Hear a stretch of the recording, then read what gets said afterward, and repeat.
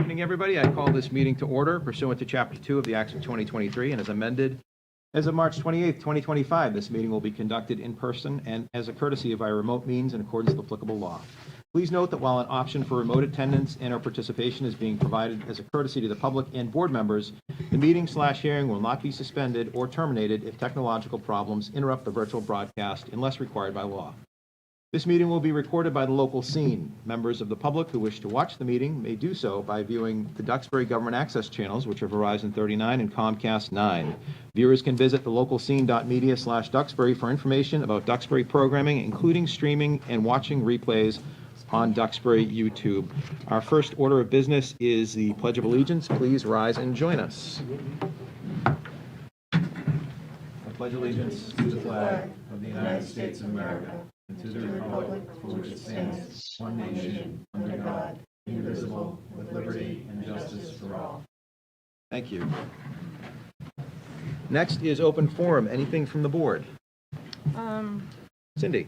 Yeah, I just wanted to, I think we all want to thank all of our town workers for the past week. But I also wanted to comment on the fact that I don't know what it was, spring or summer, the select board put our priorities together for the budget, for finances, and our number 2 priority, number 1 being mandatory, bills and things like that.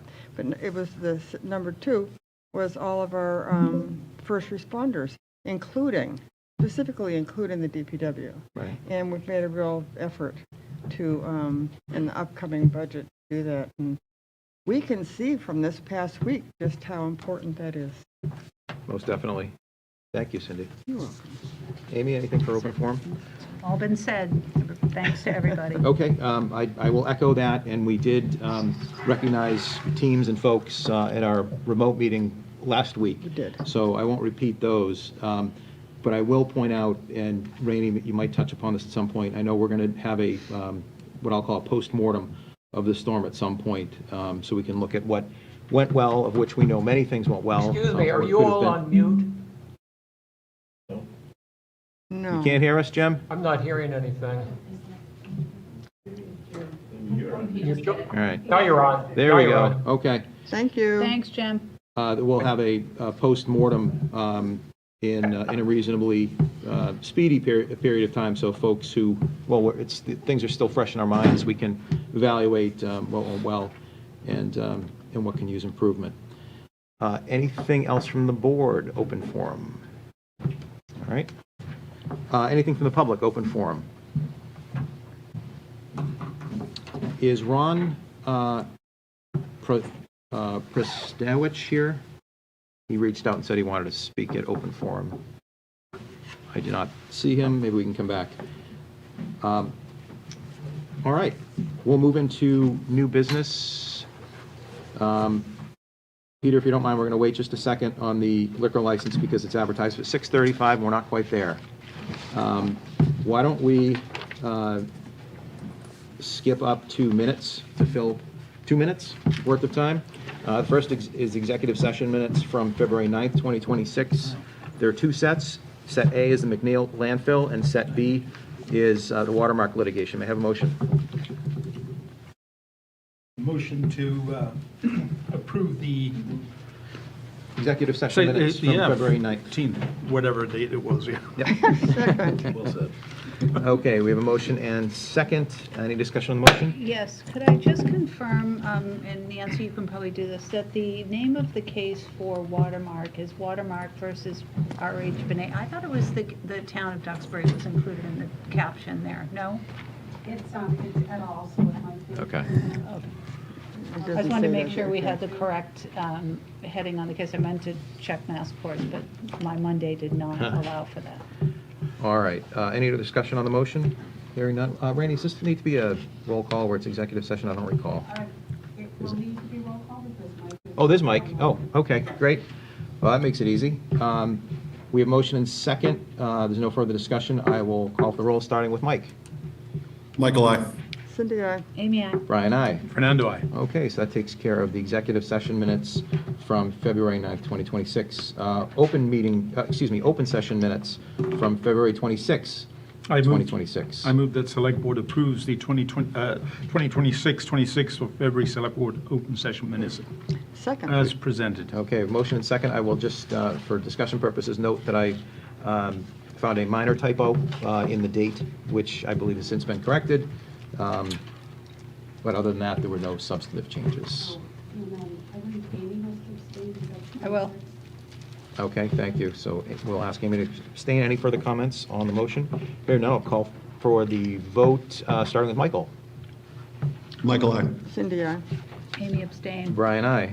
Pando, aye. Okay, great. Thank you very much. So it now being 6:36, we can move forward with public hearing for the new liquor license application for the Art Complex Museum. May I have a motion, please? Yeah, I move that Select Board opens the public hearing regarding the new all-alcoholic beverages on-premise liquor license application for the Art Complex, Inc., DBA, the Art Complex Museum. New manager, Audra Furgal, located at 189 Olden Street, Duxbury, MA. Second. Okay, motion and second to open the public hearing. Any discussion? Hearing none, I will call for the roll, starting with Fernando. Fernando, aye. Brian, aye. Cindy, I. Oh, I'm sorry. Amy, I. And is Michael still there? Yes, he is. Yes, I am. Okay, great. Sorry. Michael, I have to step off for 2 seconds, but I'll Okay. be right back. Great. Thank you. Thank you. All right. So I know we have our applicants this evening. Would you like to address the application in the public hearing? Yeah, if you would go right up to the microphone, because we have folks at home and online. And that's the only way to hear us, is through the microphones. And if you can introduce yourself, we know who you are, but for the folks at home. Sure. Awesome. Thank you for inviting us here tonight. I'm Peter Mello. I'm the Executive Director of the Art Complex Museum. I'm here with my colleague Audra Fergal, who is our museum assistant, who is the person named in the application. Audra is not just the museum assistant, she handles all events at the museum. She has 10 years of hospitality experience. She has over 6 years tip certification, and she's worked at in the wine department at Brothers as well as Snug Harbor. So she's very well versed.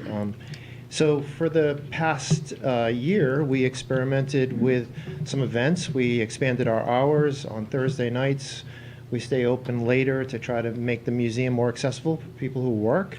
And we partnered last summer with the Duxbury Oyster Company, and on Thursday nights we served wine and oysters.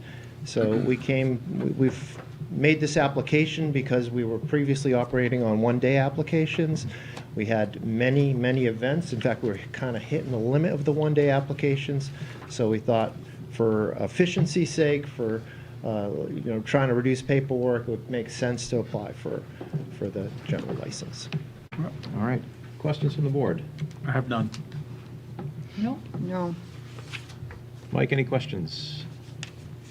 Okay. None here. Great. And we've all been through the paperwork. I Yep. know that you had to go through putting together a sketch where everything's going to be stored, and we have all the licensing. You've described how it's going to be used and what the need is.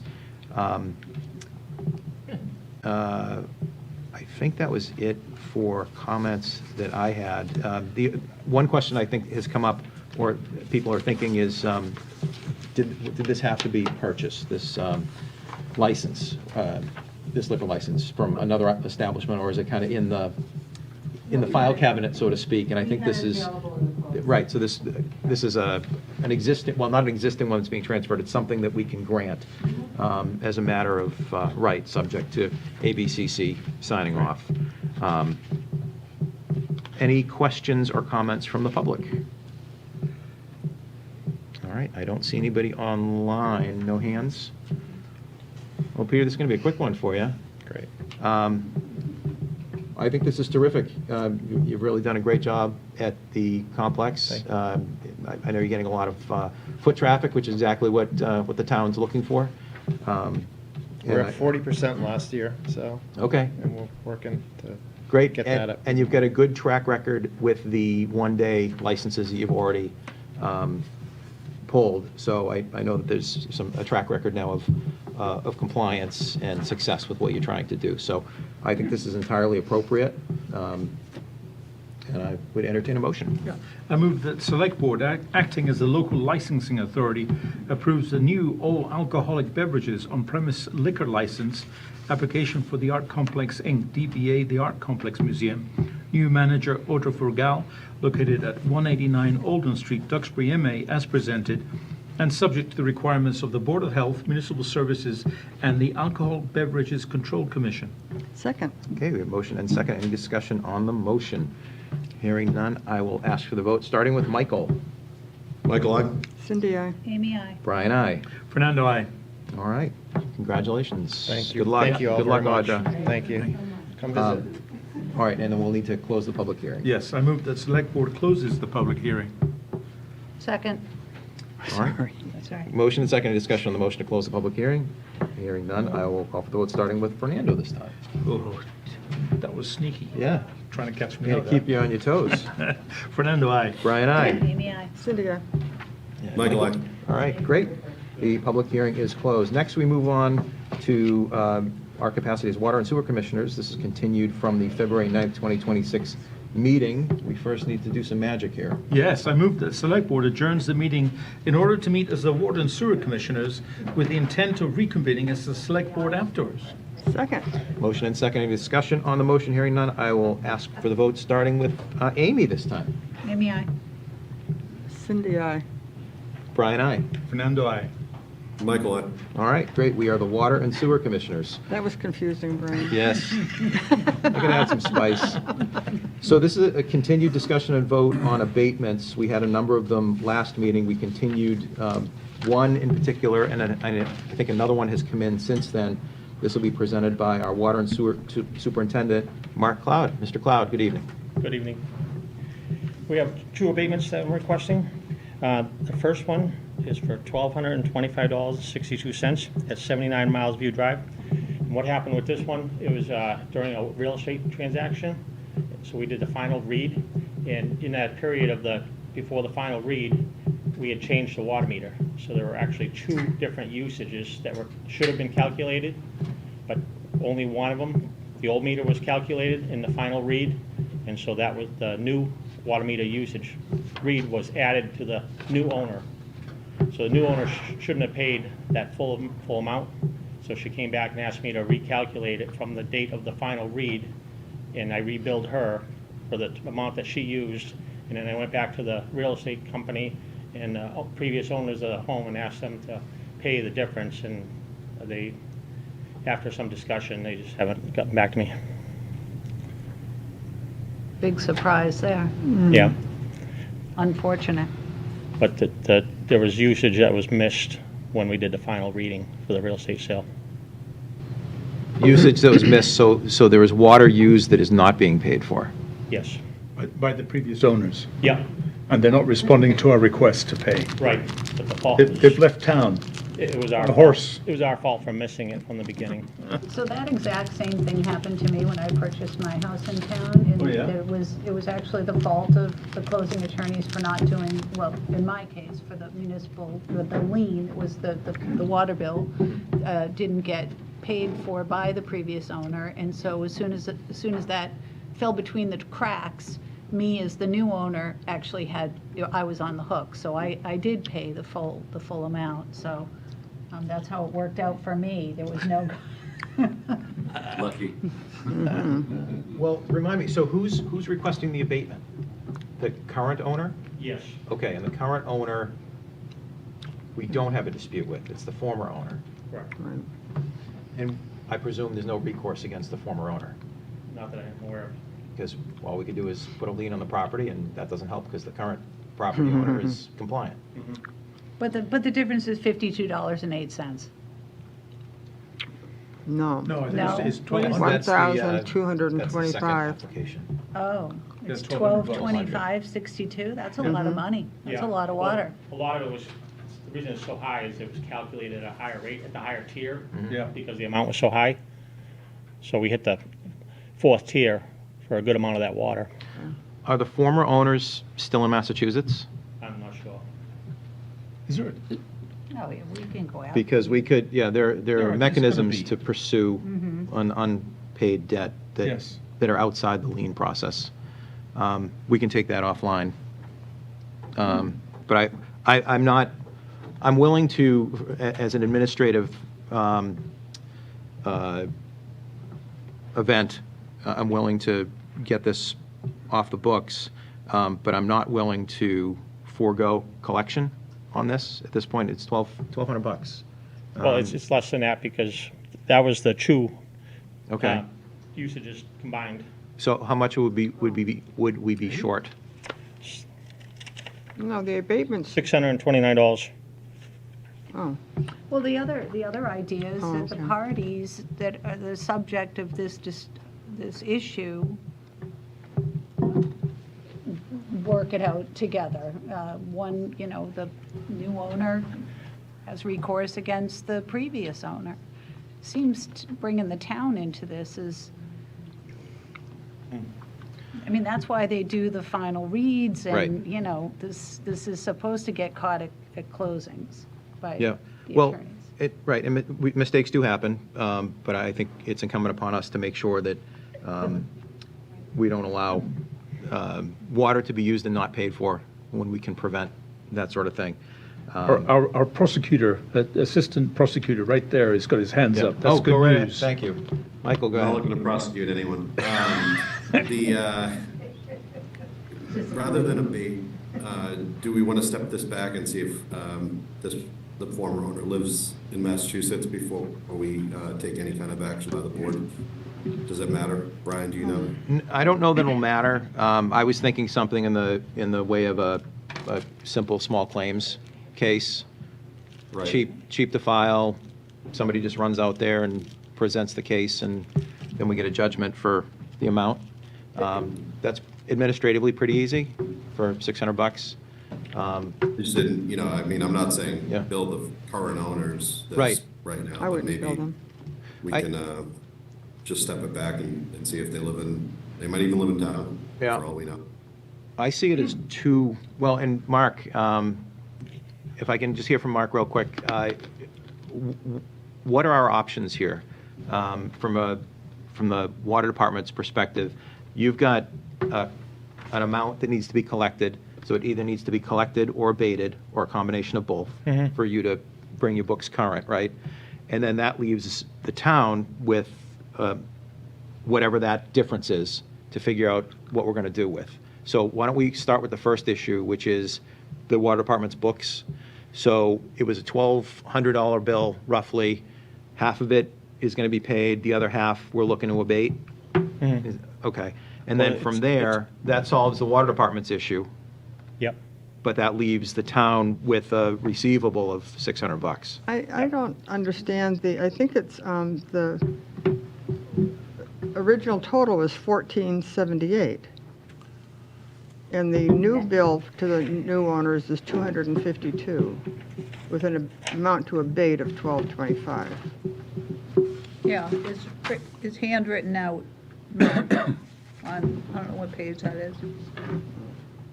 It's the same here, requested abatement. I don't think it matters. I would still, myself, would bill the owners the $252.58 that they owe, and, we'll make a decision, as you say, offline, to determine what to do with the amount that they're abated that the old owner owes. What is the pleasure of the board? I think Mrs. Sullivan may have a suggestion. No, she wants to sit down. Oh, she doesn't have a suggestion. You don't, We can't collect. Here's the deal. When you convey property, you ask the town for a municipal lien certificate. At that point, any liens that the town have outstanding need to be paid at closing, and they are given a clean bill of health. So going back to these people and telling them, oops, we were only kidding. They have a municipal lien certificate, and they also have documentation that they've settled all their debts with the town. So you can go after them, but it'd probably cost you more in time and effort to go after them than you would gain. Oh, I think we could do a pro bono. Okay. I know a guy. Oh, God. Yeah, okay. That's why I had to pay mine. I bet. This has become personal. No, no, we're very careful with every drop of water here, and we don't give this stuff away, and I realize it was an administrative error, but I'm not ready to give up on making it right for the town, so Okay. why don't we put a pin in that? Yep, sounds good. So, any other comments or We can thoughts? hold off on this one, it's fine. Oh, we don't want to do the abatement for the new owner?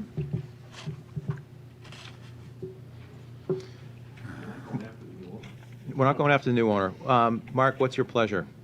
That we abate it and then deal with the deficiency Yeah, I think we separately? need to make the new owner correct. Do we have a accurate amount of the amount that we are abating at this point? Can you just verify the amount that's being abated or requested to be abated? What we have in front of us is 1225.62. Yes. So what's the $600 then? If you recalculate it at the lower rate, with the at the lower tiers, it only comes out to 629. The reason the number gets so big is because we went up into the fourth tier so quickly, because it was such a large amount of water Yeah. when it was combined. When you recalculate it without it being combined, it brings the total down a lot. But in your attachment, it says the abatement request is 1225.62, but in the motion is 1277.7. What is the right amount to be abated? That's the total of two. Oh, there's a second abatement that we haven't talked about yet for $50. I have a quick question. I was getting Mark, confused, sorry. Mark, do you know when the property sold? July. And this was just brought to my attention like last month. All right, well, why don't we deal with the administrative issue for the water department through the abatement, and we'll reserve the town's rights on collection from the Okay. former owner. Right. We ready for a motion? So, well, that's one, and then so why don't we move on to the second request? Okay. There's one for 5 Colonial Drive. I will disclose I'm a neighbor. This is 5 across the street from me. I'm at 6, but I've been involved in this, but I'm happy to sit on it. I don't think there's a conflict. So go right ahead, Mark. 5 Colonial Drive, they didn't receive an October bill. It didn't go out for some reason. So when she was paying 2 combined bills, which also brought her up into the higher tiers. So we realized that that error was our fault. So I recalculated I broke the bill in half and recalculated without going up into the higher bills, to be fair, Okay. because it wasn't her fault that she didn't receive a bill. Any discussion on the second application? No. No. Okay. Great. Well, if there's no further discussion, why don't we entertain a motion? I move that the Water and Sewer Commissioners approve of the award abatement in the amount of $1,277.70 as presented. Second. Motion and second. Any further discussion on the motion? Hearing none, I will call for the vote, starting with Michael. Michael, I. Cindy, aye. Amy, I. Brian, aye. Fernando, aye. Okay, thank you, everybody. Thank you, Mark. Appreciate your help with this. I think there's no other business for the Water and Sewer Commissioners, so why don't we turn ourselves back into the Select Board? I move that the meeting adjourn as Water Sewer Commissioners and reconvene as the Select Board. Second. Motion and second. Any discussion on the motion? Hearing none, I will call for the vote, starting with Fernando, please. Fernando, aye. Brian, aye. Amy, I. Cindy, aye. Michael, I. Great. We are back in business as the Select Board, and next on our agenda is a discussion and possible votes on Select Board article recommendations in the March 14th, 2026 Annual Town Meeting warrant. This will be presented by our Town Manager, Mr. Reed. Mr. Reed. Thank you, Mr. Chairman. Hopefully in your packets or electronically, you have copies of the final version of the annual town meeting warrant. We do. The first order of business is to discuss Article 22 with the proponents, and that is a proposed moratorium on the construction of new nuclear power plants in Plymouth. And Mary Lambert Yes, who has been and scheduled about 27 times to be here. I appreciate you finally making it. That's not on you, that's on us, but thank you so much for being here. So well, I appreciate the opportunity to discuss the article, which is the only fair thing when a vote is taken. We have here Jim Lampert and Becky Chin, the co-chair of the committee, who is here virtually. The reason we brought this article forward was the awareness following what's going on in Plymouth by attending select board meetings, et cetera, and reading the Plymouth Independent, that they're talking quite seriously in their considerations of whether they'd like Holtec, the owner, to be able to build one or two small modular nuclear reactors, which is a reactor of 300 megawatts or less. And currently, let's say Pilgrim that we were used to is a 688. So that gives you a general idea. And also, there's an appeal to build them there because there's a switchyard and there are also transmission lines, and it would provide a cash cow for the town of Plymouth. We do not get any financial benefits, however. We recognize as a committee that whether you're pro-nuclear, whether you're anti-nuclear, whether you frankly don't have an opinion one way or another, that there is always a risk with a nuclear reactor. They're built by human beings, they're designed by human beings, they're operated by human beings. People make mistakes. Mistakes were at the root cause of 3 Mile Island, Chernobyl, and Fukushima.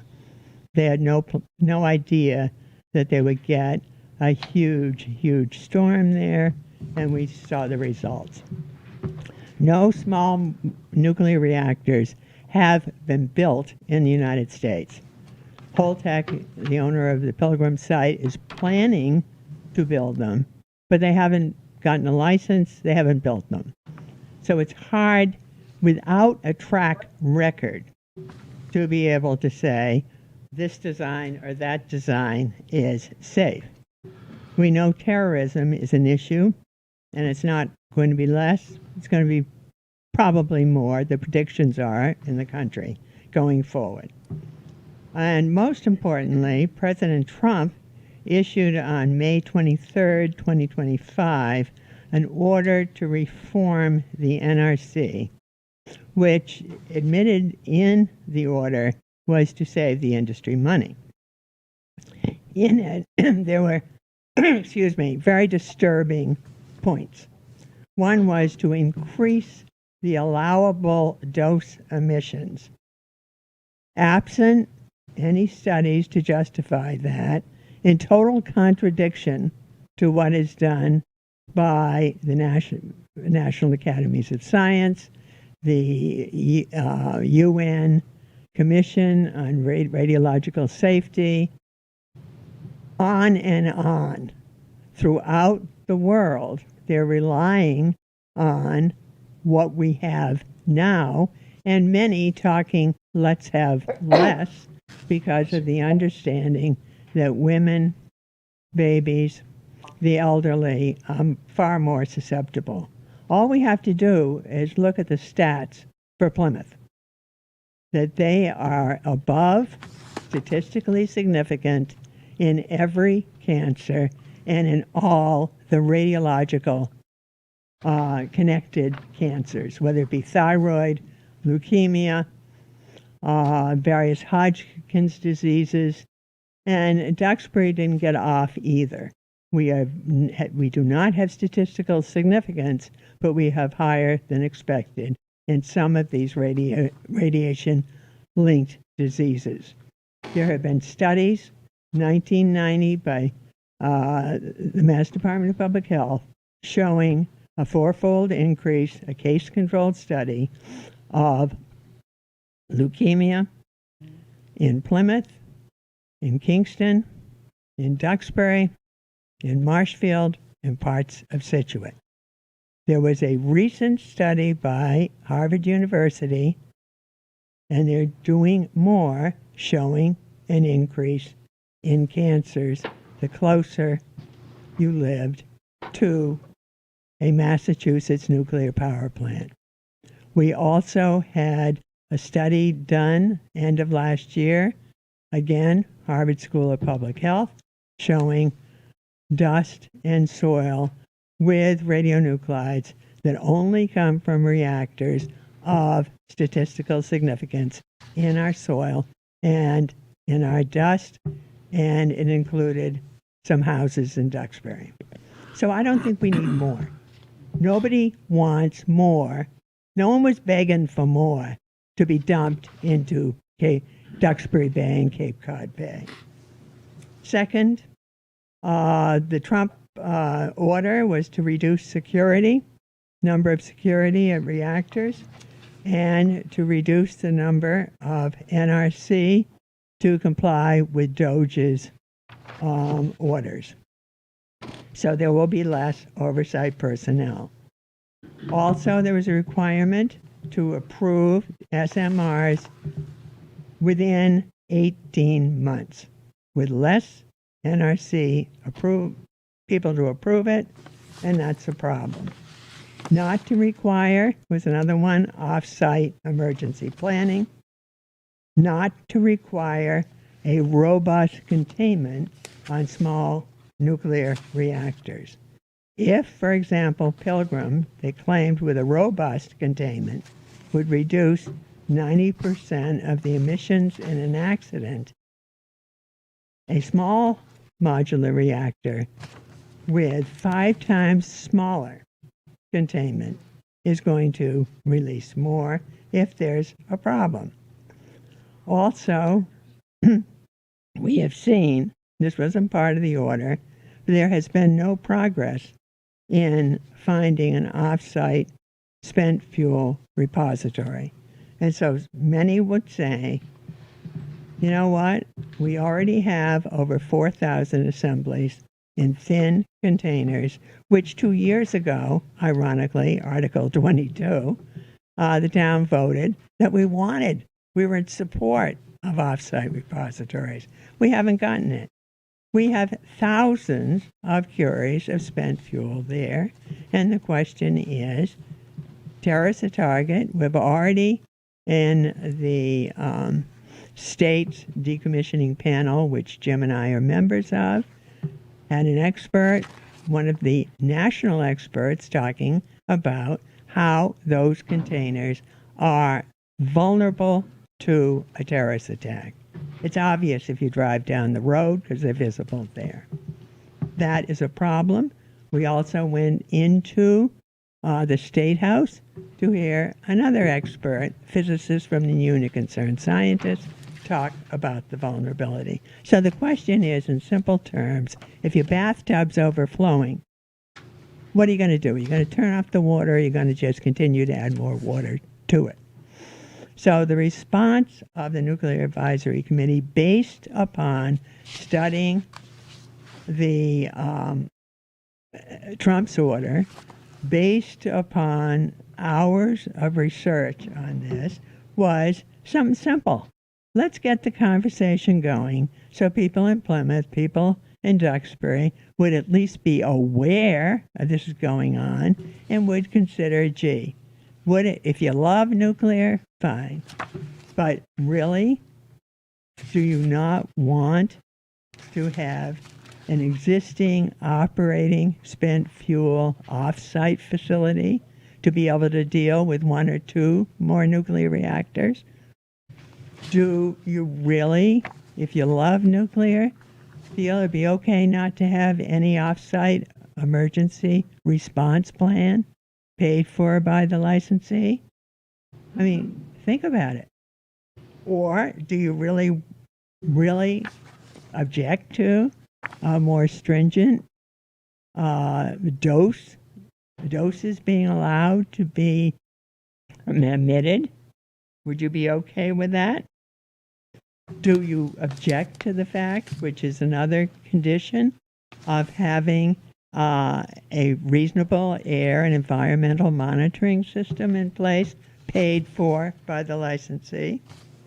And last condition or feeling was there should be no state subsidies, tax credits, or special fees. we get the Globe and the Times every day, thank God, and John Chesto has written article after article in the Globe talking about the fact that we have the highest energy rates in the country. It's not because the gas is so expensive, it's because of the transmission fees. And so, do we want to subsidize these reactors as has been done so far in New York, has been done in Illinois, has been done in Wisconsin, has been done in Michigan? Or, hey, you guys, go on yourselves. We're already paying with our federal taxes for the subsidies. We are paying, for example, Holtec, out of our taxes, $400 million of federal money so they can build 2 small reactors on Michigan's Palisades site. And the same is going for Holtec's site in New Jersey. It just seems to me, if it's so cheap, too cheap to meter, then pay for it yourselves. So, I've talked too long. And maybe Becky or Jim would want to say something, or more than happy to answer questions. I know I did send you a letter that had all the references to back up everything I said. Thank you, Mrs. Lampert. Before anybody else speaks, I just want to look to the board. I see Mike, you have your hand up. Go right ahead. Pardon me? Thank you very much, Mr. and Mrs. Lampert and Mrs. Chen, for your leadership on this for decades. My question, just based on our previous letters, is does any of this violate the settlement agreement with the AG's office? No, the settlement agreement is solely focused on decommissioning. Holtec owns the site. This is a totally separate issue. It would seem that we're kind of chasing our tails here if they're going to have to decommission this as well. That will be long after yours and my lifetimes. Yeah, we'd be Wonderful. long gone. Probably before it's built, as a matter of fact. All right. Mrs. Chen or Mr. Lampert, anything to add? Yeah, if I could just make a couple of quick comments. It's unfortunate that this article was entitled moratorium. What it really is just another instance in which the Nuclear Advisory Committee is doing what it was formed to do, which is to advise the town on steps that we might be able to take to keep us all healthier and safer. What this article does is, as you know, in our view, to keep the town safe, if you're going to build these new ones down there are certain safety steps that need to be made. It does not say, state, make sure they don't build any. That was not our job, and that's not what we've done. I've done it for 13 years. My wife's done it for one heck of a lot longer than that. I think there's been some confusion on exactly what the article is intended to do. This is a steps that we think are in Duxbury's interest that should be accomplished to keep the citizens of Duxbury safe. It is not a request to the state not to allow it to be constructed. And I think there's been some misunderstanding on that. The choice of words at the title of the article probably contributed to that. But I think that read the whole article, and it's pretty clear that this is another step and an important one in the path that you've seen in articles for years on what can we do to make Duxbury safer.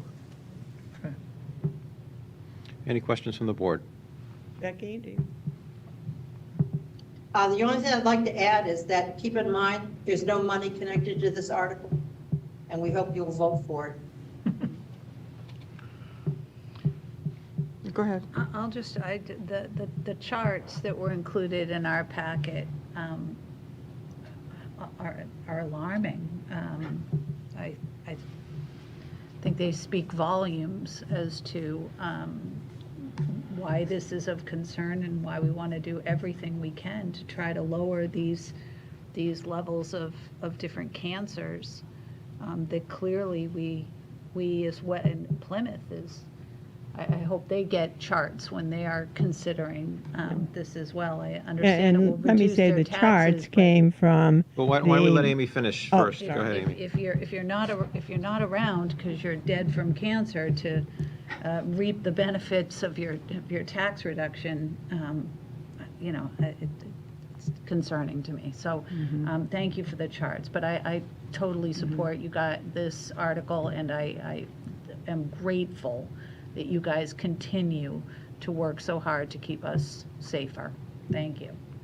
Thank you. And for the anyone listening, the charts you were referring to are from the Massachusetts Cancer Registry, which you can go to and click on your town and see what the various cancer statistics are.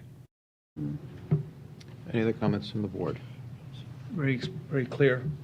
All right. I just have a couple of thoughts, and I'm sure other folks are thinking the same thing. There have been great pushes over the last 10, 15 years for decarbonizing the economy, pushing folks to replace gas and oil, heat with electric. I serve as this town's liaison to the MBTA Advisory Board, and one thing that the Commonwealth is looking at are electric trains. We look around, we see battery-operated vehicles around. So there's already a lot of infrastructure and demand on the grid for more electrons. And we're famous here in the Commonwealth and in the Northeast for looking now more for renewables as opposed to particularly natural gas. So I certainly don't want pollution in Duxbury, and I appreciate what you've been doing here in terms of keeping us safe and raising the consciousness of the folks in town that this is something that's coming. I just want to balance it with an understanding that I don't think the renewables alone are going to get us where we need to be in terms of decarbonizing the economy, or at least getting us to where we have enough resilience in the grid. I think new power plants do need to come on somehow, especially up here in the Northeast. I agree with you that it needs to be done safely. So I'm raising this because of the 4 points that are listed in the proposed article. The first one addresses something that's been a perpetual issue in the nuclear industry since forever, which is where do you put the stuff for what I'll call eternal storage. It was supposed to be out in Utah or Nevada or out that way. It's never happened. So us saying, and I want to get some input from you, for us saying we're not supportive of nuclear power unless or until there's a federally licensed facility for permanent disposal. That's never happened. I think we would all love to see it happen, but in the event that that doesn't happen, are we standing behind this point and saying, well, because there's no permanent place to put it forever, that we're never going to support a non-carbon generation source in New England? Is that what we're saying? Well, there are two parts to what you've said. One is the need for carbon-free energy. Well, number one, nuclear is not carbon-free if you look at it from the beginning, the mining, to the end. Number two, it is not carbon-free doesn't equate with clean. If nuclear reactors, which they do, emit radiation, then would you call it clean? No. Radiation is something that is damaging to health, according to the national academies, according to the World Health, et cetera, there is no safe dose. So carbon-free is different than clean. if in fact we had the wind, different administration, solar, geothermal, hydro, conservation, the numbers come out that we in this sector would have our needs satisfied.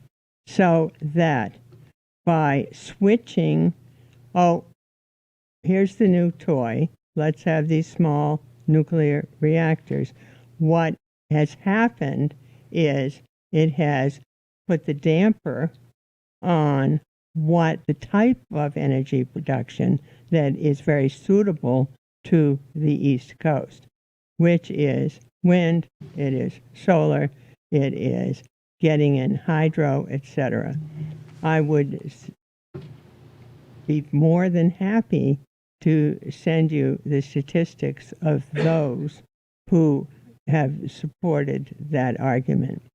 So one of the other things we're going to be talking And- about is battery electric storage systems, Mhm. which Duxbury has had I'll be an talking about unfortunate, that. Mm-hmm. which Duxbury's had an unfortunate instance with. And I want to be sensitive to trying to avoid those going forward. And I know that's one of the things we're going to talk about with the article. It's intended to discourage battery electric storage systems. And with proliferation of renewables, and as we balance where this base load is coming from, it seems to me that Duxbury is potentially more directly harmed from the installation of battery electric storage systems that are related, allegedly, to renewable storage. If we put up more windmills or if we have more PV farms, which also cut down trees that we want to keep, versus a base load that comes from some other type of technology, or not some other type of technology, but a different technology in nuclear than what we've been accustomed to over the last 40, 50 years. So again, I'm not in opposition of the theme here. I'm just trying to think through, as we look at what's in the best interest of Duxbury. I think battery electric systems are not. And I think there's a greater likelihood we're going to get those the more we rely on renewables, as opposed to maybe having not necessarily a permissive approach to nuclear, but maybe have a more, I'm going to say, not your word, I'm going to say more realistic approach when it comes to, at least number one, the federally licensed facility. I don't think there's any likelihood that's ever going to happen anytime soon. So I want, when we go to town meeting, I want the town meeting to have an appreciation for the fact that, effectively, yeah, we're saying it's a moratorium, but what we're really saying is we're against it for the foreseeable future. Well, Brian, let me add just a couple of things there. Mary and I have been part of at least 2 conferences, one here and one more internationally, supported by DOE, In Denver, yeah. working on the issue of where are we going to put this fuel. There is serious consideration and work by DOE to figure out how to do this. I think we also need to recognize that if you look at the 4 items on what the article says, the first one really only comes into play after they have been built, any new reactors have been built, and frankly, when you get to a point where there is no longer any capability of basically, they've got to start storing old fuel. My understanding is, at least in terms of the construction of these new reactors, probably by Holtec because it's on their land, you're talking probably the 2040s at the earliest.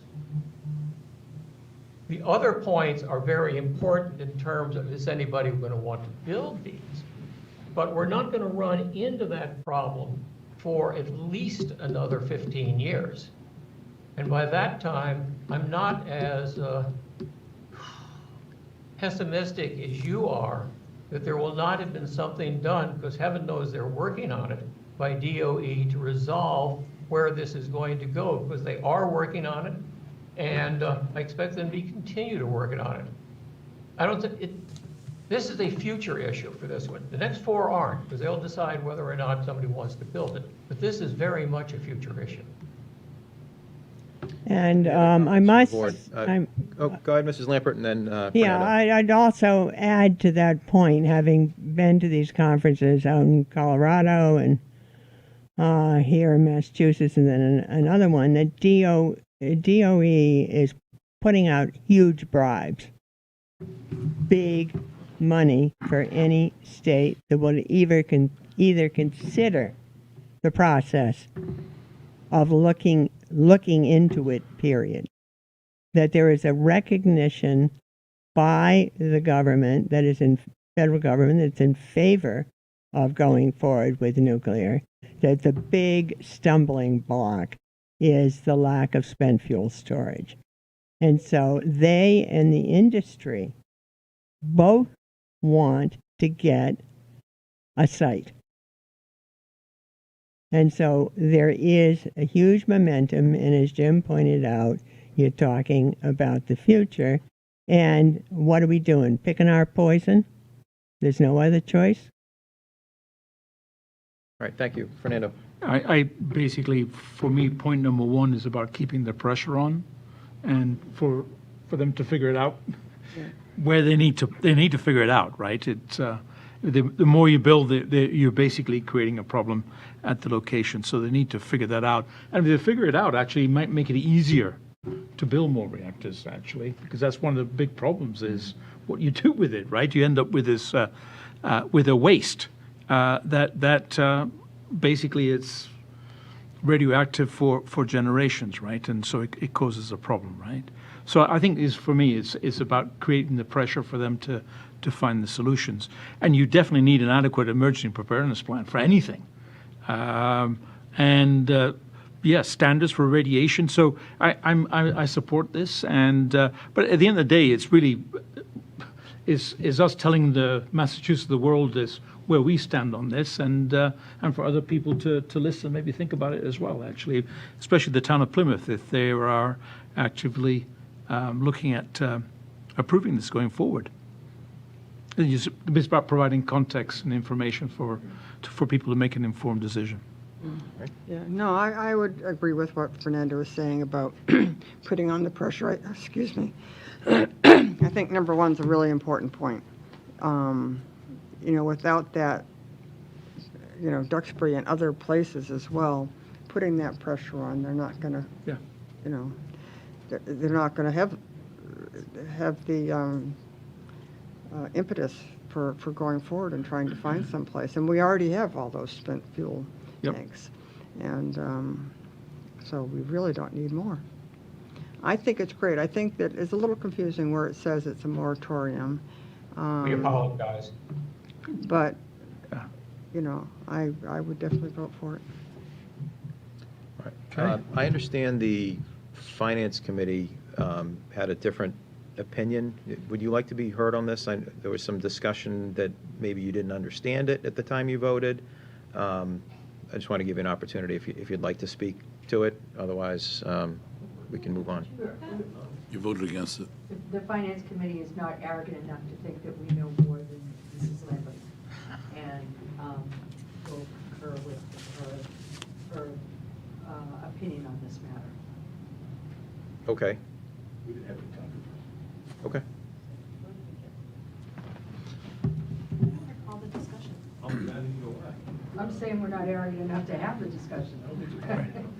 Okay. My understanding was it was What was the vote? The vote was 1 in favor, 7 against. 7 against. What?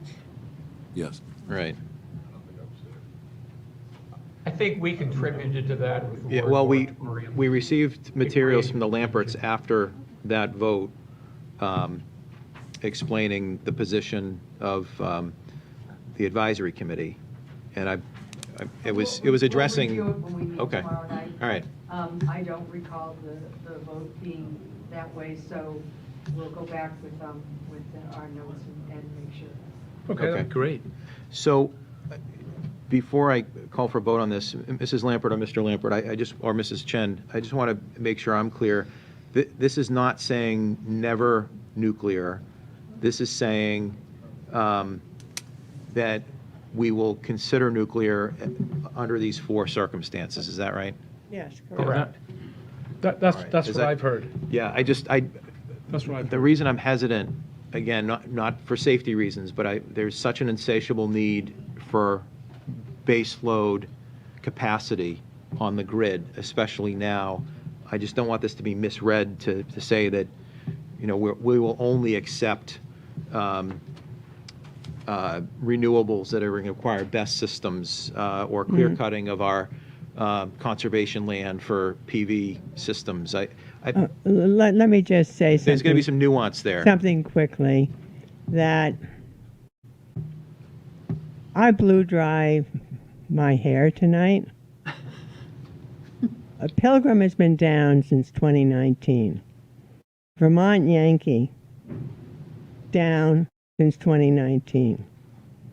Millstone, one is down there.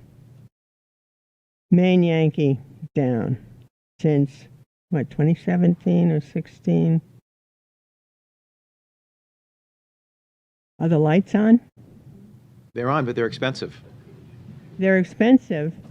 Are they expensive due to transmission charges or the cost of the energy?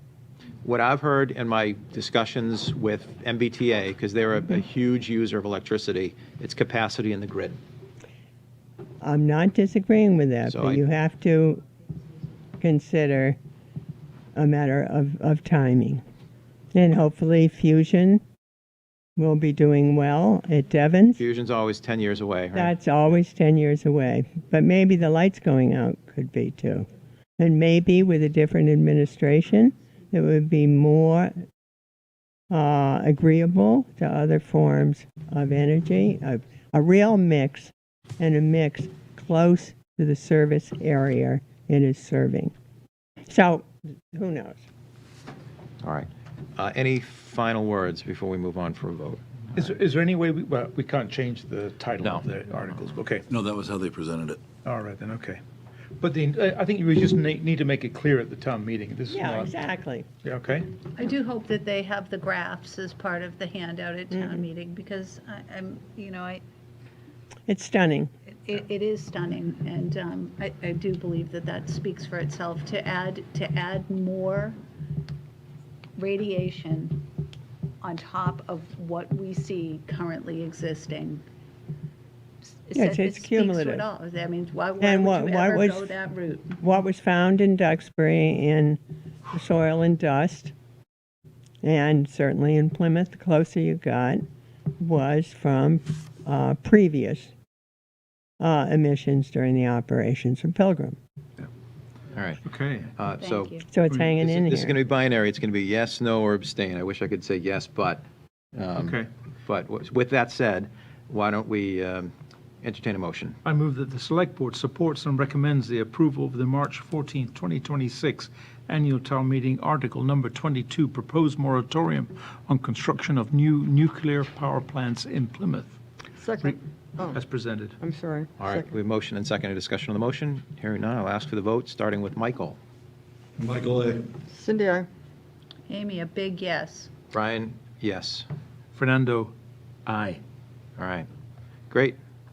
Thank you. Thank you so much. Listen, thank you. Thank Sorry you. to take so long. No, not at No all. problem Thank at you. all. No, All right. it's an Thanks for important- all your hard work on this. Next is Article 8, Union Contracts. Thank you, Mr. Chairman. This one will be added to the agenda for Friday, March 6th, so there's no action required at this time. And that brings us to, Well, before we move on, is there anybody here on this particular item? Which article Before- is it? Article 8, Union Contracts. Contracts. Before we start moving stuff around, if there's somebody who came out, I want to give them the opportunity to address it. I don't see anybody. Okay, we'll move that to Friday. Thank you. 19, Article 19 is the funding, design, engineering, permitting, and bid for water quality improvements at Tremont and Depot Wells. and that can be found on page 47 of your new annual town meeting warrant. And who do we have here for that? This is DPW and Water and Sewer Advisory. Oh, Jim Begley's online. Yeah, there he is. Yeah. Okay, is Mr. Begley going to present? In which case, I will be happy to recognize you, Mr. Begley. Is there one over there? Article. Wasn't aware that I would be presenting this evening, but I'm happy to speak for this. I think that, we have a situation where we need to move forward and with treatment of these wells as expeditiously as possible.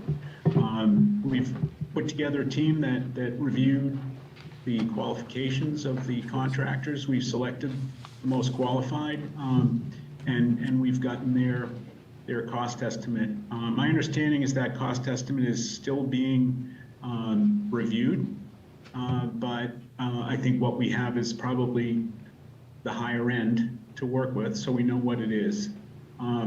We have money already available from the previous votes at town meeting. My understanding is that there's approximately 1.3 million necessary to be included in this article to cover the next steps. Is Mark still with us here at the meeting? Mark is there. Mark, do you have anything to add? He's approaching the podium. Okay. Go ahead, Mr. Cloud. So right now we're negotiating, Ty and Bond is negotiating with Apex on our behalf to kind of reduce the overall costs. The estimate is 2.58. We already have 1.33 million set aside for this. So, Can you say that again? I'm sorry. so the estimated cost at this point is 2.58, and we have 1.338 available. Okay. So it looking like it'll come out to less than the 1.6 that's requested, but we're still reviewing the contract with Apex. And where's this? I mean, bottom line, Mark, it's imperative that we approve this article because we need to keep going such that we're in compliance with the new regulations with regarding to PFAS in our drinking water. Yes, Is that a fair statement? yes, it's very critical. It looks like we're going to have to shut the Lakeshore well off Yep. at some point when the regulations kick in 2031. And without Lakeshore or something to replace it, we won't have enough water to make it through the summer at our current usage. Okay. But Lakeshore is above the limit now. And are there some folks in town that are exclusively getting their water from Lakeshore? Yes. Right, but it's not above the limit until 2031. That's when the new limits are going to be put in place. But they're above the limit that's going to be, it's just going to be a violation by that time. Yeah, But it's- one of the but limits that- in terms of health standards, it is an amount that we would like to avoid and that we are working to remove. Yep. So, and I want to make sure that I thank our advisory committee and your group, and a big shout out to Candace, who I know has been, who wrote, I believe, actually wrote this, and has been incredibly helpful, and we Yes. thank her very much. But I agree, this is something that we must move forward with. When we first knew this was coming down the road, the town passed an article to try to act on this sooner rather than later, to be out in the forefront so that we could get the best prices and address this quickly and not be behind the eight ball. So I am very committed to moving this forward and keeping as much of this PFAS out of our water as possible. Any other comments or questions? No. Here, It's a here. no-brainer. We've all seen this movie. I do. Mike, go ahead. I have several questions, but I first want to say I'm fully supportive of moving forward with this. The town meeting has spoken several times on this. I do think it's incumbent upon us to make sure that we only ask town meeting for what we need at this point. So I would hope that by town meeting, that motion is reflective of what we need. So hopefully we have a better idea with Apex or whoever, what that amount is. I don't want to ask for more if we don't need to ask for more. That's my first comment. The second piece to this is, I also, and I asked this before, in our bigger discussion about the water rate that we set, I want to make sure that we're on track, and that from an accounting, and this is probably a Mary question, that we are, that the money we've asked people to pay for their increased amount is going to cover these costs going forward. And I just, yeah, I kind of want to know where we're at, and that's probably a summer discussion. I think Mary wanted to see how the first year of the increased water bills went. But we've asked for other things outside of PFAS, and this is not some kind of monopoly money here. These are increased water rates that we asked of folks to address in big part these PFAS concerns. So I just want to keep that on our radar. I also want to be cognizant, and this is probably a Mark question, and probably, again, at the end of 1 year of these increased water rates, how are our Coffers. can you hear me still? Go ahead, Mike. Go ahead, Mike. Yep. We set forgive me, rules on irrigation, and we increased the water rate. And I would like to know how that has impacted our necessity to use all of the wells, Mark, and if it's created any kind of deterrent effect, you know, because that was also part of the puzzle here too. Right. Yep. So I think, again, it's not for town meeting, but I want to keep that on everybody's radar so that we discuss that this summer, and see how anything that we're doing here is actually working, because it's important to the residents. It's a great point, Mike, and it's a summer spike that it's been the problem that we've been Correct. trying to address. So thank you for raising those points. And we're all, I don't know if you can see us, but we're all shaking our heads in agreement with your comments. Yep. Any other comments, questions on this article? All right, may I have a motion? I move that the Select Board supports and recommends the approval of the March 14th, 2026 Annual Town Meeting, Article Number 19, Funding, Design, Engineering, Permitting, and Bid for Water Quality Improvements at Tremont and Depot Wells as presented. Second. Motion and second. Any discussion on the motion? Hearing none, I will ask for the vote, starting with Fernando. Fernando, aye. Brian, aye. Amy, aye. Cindy, aye. Michael, I. Great. Next is the big one, 5A operating budget. Mr. Reed. Thank you, Mr. Chairman. The you, everyone. 5A what? Did somebody say something? Thanks, Jim. Thanks, Jim. Yeah. Thank you, Have a good night, Jim. Thanks, Mark. Good to see you. Thank you, Jim. 5A operating budget begins on page 15, more specifically on page 23. There were questions related to that. You'll see. Yeah. And then we have additional information to provide. And you said this first, then? Okay. Has that material been shared with Mike? Can we email it to him? I can text it to him. Okay. I can text him the one sheet. Yeah, because remember we bid on, we reviewed the 98, Right. Thank you. and so we had the rock and the budget as well, the water. Christmassy. Thank you. Very Christmassy. Here we go. So unfortunately, Joe Crean could not be here this evening. He was called away. Yep. But Mary and I are going to try and do our best. Mike McGee, I'm Before going you to... go on, Rainey, just want to specify, so what we've been handed is the ROC fiscal year 2027 budget presentation, as well as a separate one-page document with revenues and expenditures also for the rock. For 2026. There's copies. Forgive me for 26, thank you, throwing yeah. Are we talking about that now? Oh, That's a typo, so it Good should be catch. 2027? All right, Which one, both of them? the single sheet. Mike, I'm going to send you a picture of what it is we're looking at, just so you know.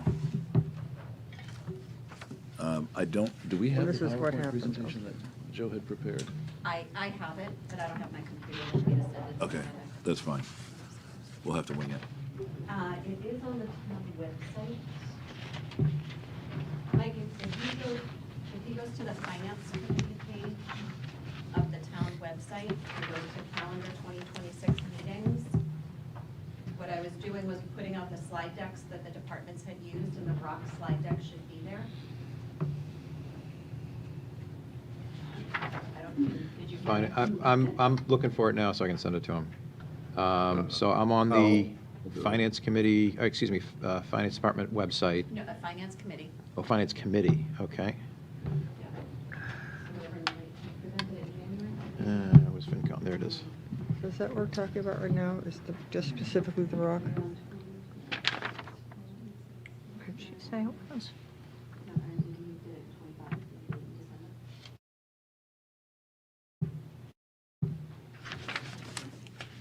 We're just looking for something, Mike.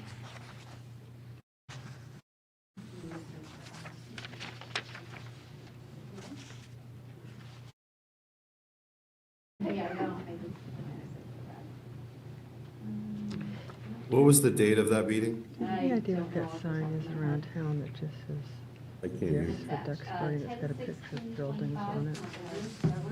I didn't even see it. You haven't seen it? Yep. Yes, for Doug. What's that? I don't know. It says dispatch. I received Rennie's text, so I'm fine. All right. Thank you. No idea what it is. So, Mary, just for clarification for anybody who's following along at home, what was that document again? It was on the FinCom webpage. Yep, under calendar 2025 meetings, Calendar 2025 meetings, yeah. October 16th, Okay. dispatch. Got it. There it is. Perfect. Okay. Thank you. Thanks for helping on the fly here. Want to make sure everybody's looking at the same document. All right, go right ahead. Ready. Oh, you want to go? Yeah, Or Mary, whomever. Is there a microphone? Oh, yeah, here, sorry.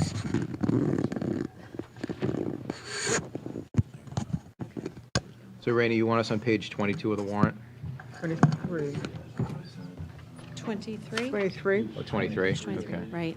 Yeah. Ready? Okay. So at your February 9th meeting, we had gone through the 5A operating budget for all of the general fund lines, but there were the two enterprise funds in the 5A budget that we had not covered up until that point. So this evening, we're going to talk about the remaining two pieces of the 5A budget so that the board can take a vote. So Mark Cloud is here this evening. He's going to talk about the water enterprise. And Joe Green was scheduled to be here this evening to present the rock, but had a conflict at the last minute, personal issue. And so we are going to do our level best at talking about the rock's budget. And I will say unequivocally that Joe does an incredible job representing the rock and presenting his budget, and so I am going to do him an incredible disservice this evening. So I apologize, Joe. But the way I will approach this is I'm going to start with this one-page handout here, and the reason I am is because in the slide deck it does not include the top chart. The bottom charts are included in the slide deck, but the top chart is not. So let me describe that the ROC, the Regional Old Colony Communication Center, provides dispatch services, police, fire, and emergency medical dispatch services to 7 communities, and they are listed at the top of that sheet. And they include Duxbury, Plimpton, Halifax, Rochester, Hanson, Hanover, and for Pembroke, we provide EMD, emergency medical dispatch services only, not all of the police and fire. And each of those communities pays a member assessment. So that is the part of the revenue that comes in to support this organization. And you can see that for FY27, $2.15 million is expected to come in member assessments. And you'll see the note to the right where when the towns join the ROC dispatch operation, the state covers a portion for the first 3 years until they are fully phased in. And then the town is on the hook for paying 100% of their member assessment. So that portion of those proceeds to support this operation will come to the town of Duxbury and will be deposited into the ROC Enterprise Fund.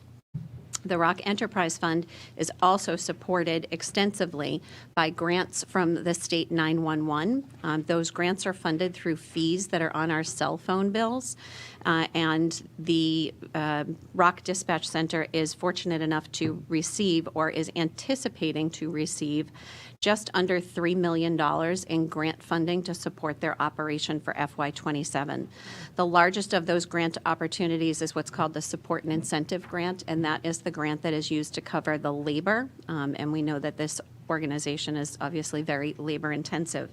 To that point, I will share with you that there are 24 full-time dispatch positions, 7 part-time dispatch positions, 6 operations supervisors, 4 administrative supervisors, a director, an assistant director, and an IT director that support that organization. And their operating budget in total is just over $5 million. So if we take a look at, I'm going to flip over to the slide deck real quickly. And again, I cannot speak to the call volumes and variety of calls, but Joe has included a number of statistics in here for you that we can see that this is a very high volume organization, over 11,000 calls. And remember that this presentation was delivered back in October, so these statistics were through October. And I can imagine he would be sharing some very large numbers with us this evening, especially in light of the past 7 days that we've experienced. So he's listed on page 2 some of the new items that they have incorporated into their organization that include the creation of various committees of their member communities in order to continually review and refine their operations. He has signed IMAs with all 7 communities that locked all of them in for 3 years. A little An IMA, feedback. intermunicipal agreement. Intermunicipal agreement with the 7 member communities that we just looked at on the previous sheet. They are continually upgrading technology. It is a very technology dependent operation, and they are in continual upgrade mode, which is a very large portion of their expense budget that you'll see in just a moment. So shown below on that bottom chart of page 2 is a summary of the revenue sources and expenses, which is expanded upon on that one-page handout that I just gave to you. You'll note that the budget, 67% of the budget is dedicated to their staff, to salaries, because of the nature of their business. 16% is dedicated to indirect costs that include employee benefits, medical, dental, life, and other administrative fees that the town charges the ROC for providing services.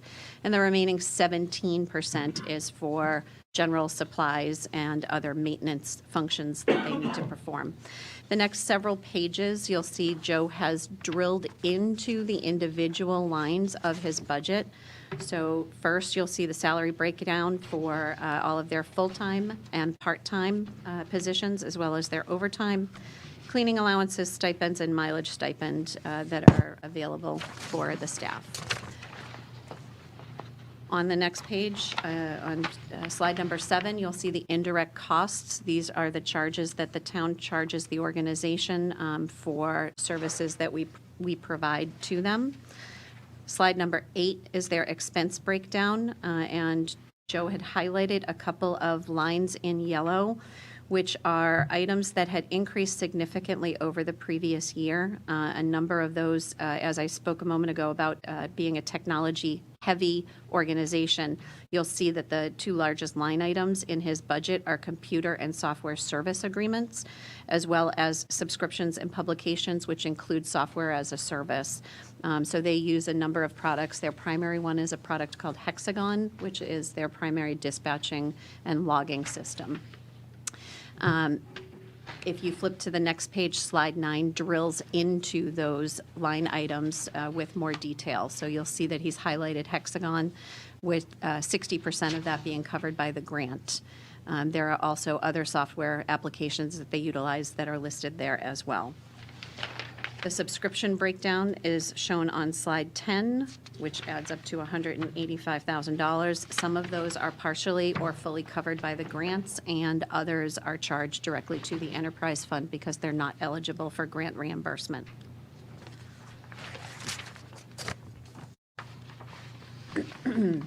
If we look at slide 11, of the grants that we talked about, the just under $3 million worth of grants, they represent an anticipated 3% increase over the grant funding from FY26. And of those grants, it will cover 89% of his salary budget. The remaining amount will be covered out of those member assessments in the enterprise fund. In terms of the assessments, we have worked with Joe, and he has incorporated into those IMAs with the member communities an annual increase of 2.5% on a go-forward basis with those communities.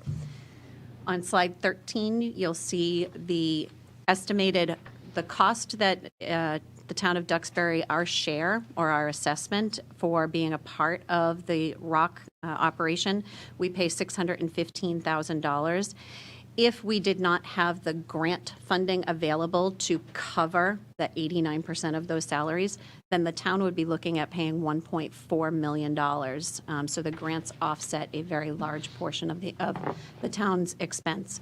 And if the town was not part of this regional operation, Joe estimates that it would cost the town $1.9 million to operate it independently just for the town of Duxbury.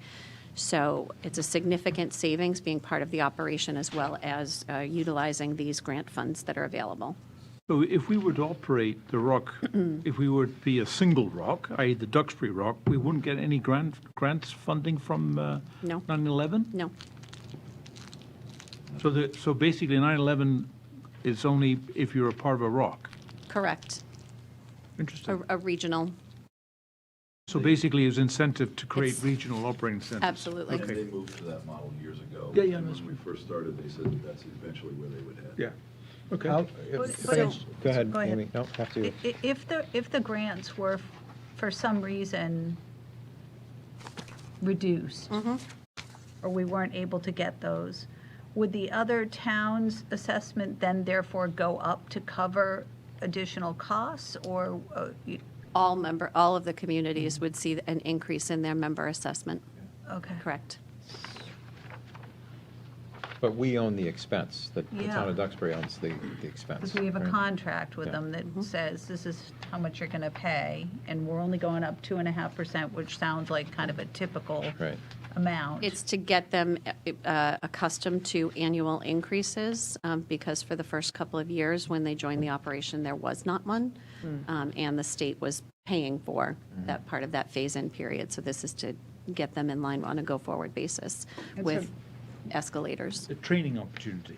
So the kind of the overall thing is that we're bringing in $5,143,000, and we're expending less than that. Slightly less than that, with the anticipation that this operation would generate retained earnings. Correct. Right. This year, or next year. For next year. Right. Next year, yeah. But that could change potentially. And so my, Correct. So the timing of the grant funding, so this grant funding has not been awarded yet. Okay. The application phase starts in the spring, and he'll be notified, I believe it's in May, for a July 1 start date. This is what he's anticipating to receive, and we have been successful that what we have anticipated in years past has been approved. Okay. so you've anticipated my question, which is how sustainable and reliable are the grants? Because that's half or more of what we depend on to keep the lights on and the phones answered. I'm glad to have grants. That's always great, but I wonder what we should be thinking about longer term in terms of that piece of the equation. So remember that the funding source is fees that every single person pays on their cell phone bill. So there is a dedicated funding source that is available. This is not subject to state appropriation in terms of state revenues. So So it's not like an award of a grant where you're More certainty. competing with other people, so there's no, so The this is- competition It- is other it is. rocks. Right. That's basically what it is, but all the money comes off of this. So there are other regional dispatch centers in the Commonwealth, and the grant process is competitive amongst them. Yes. Let's go to council. So I think all- Brian's Okay, that's my concern is point. that, yeah, that it's not a That we'll be less guarantee. competitive. And and that was kind of where I had started too. If for some reason those grants weren't available, then we're left as kind of the host town or whatever with the line. We would obviously, sure- should we, that would be, We would go to our IMA. correct. Surely. So that's the answer. The answer is we would share Okay. 6, right? Yeah, we divide by 6 or 7. Yeah. However many communities we have. Correct. Yeah. Unless they left and went to a Okay. different rock, And then right? Couldn't they, we would- couldn't they do Sue that? them. No, I don't know about that. Then we would use a different denominator instead of 6. Yeah. Right, no, I get it, Yeah, okay, we all right. would cover our, yeah, But for the purposes of the budget discussion now, yeah. I think this reiterates the point that was made when the rock was stood up Mhm. originally. Correct. Which is it's in the town, it was and remains in the town's financial interest to approach it in this manner. Correct. So I'm going to draw your attention to page 23 of Yeah. your warrant, because it looks slightly different this year than it did last year. And the reason is, if we look at lines 94 and 95, the vote at town meeting, the motion will be for the 2.155 million, Yep. even though we just talked about their budget being a $5 million operation. Town meeting does not authorize the spending of grants, but they do need to authorize the spending of enterprise funds.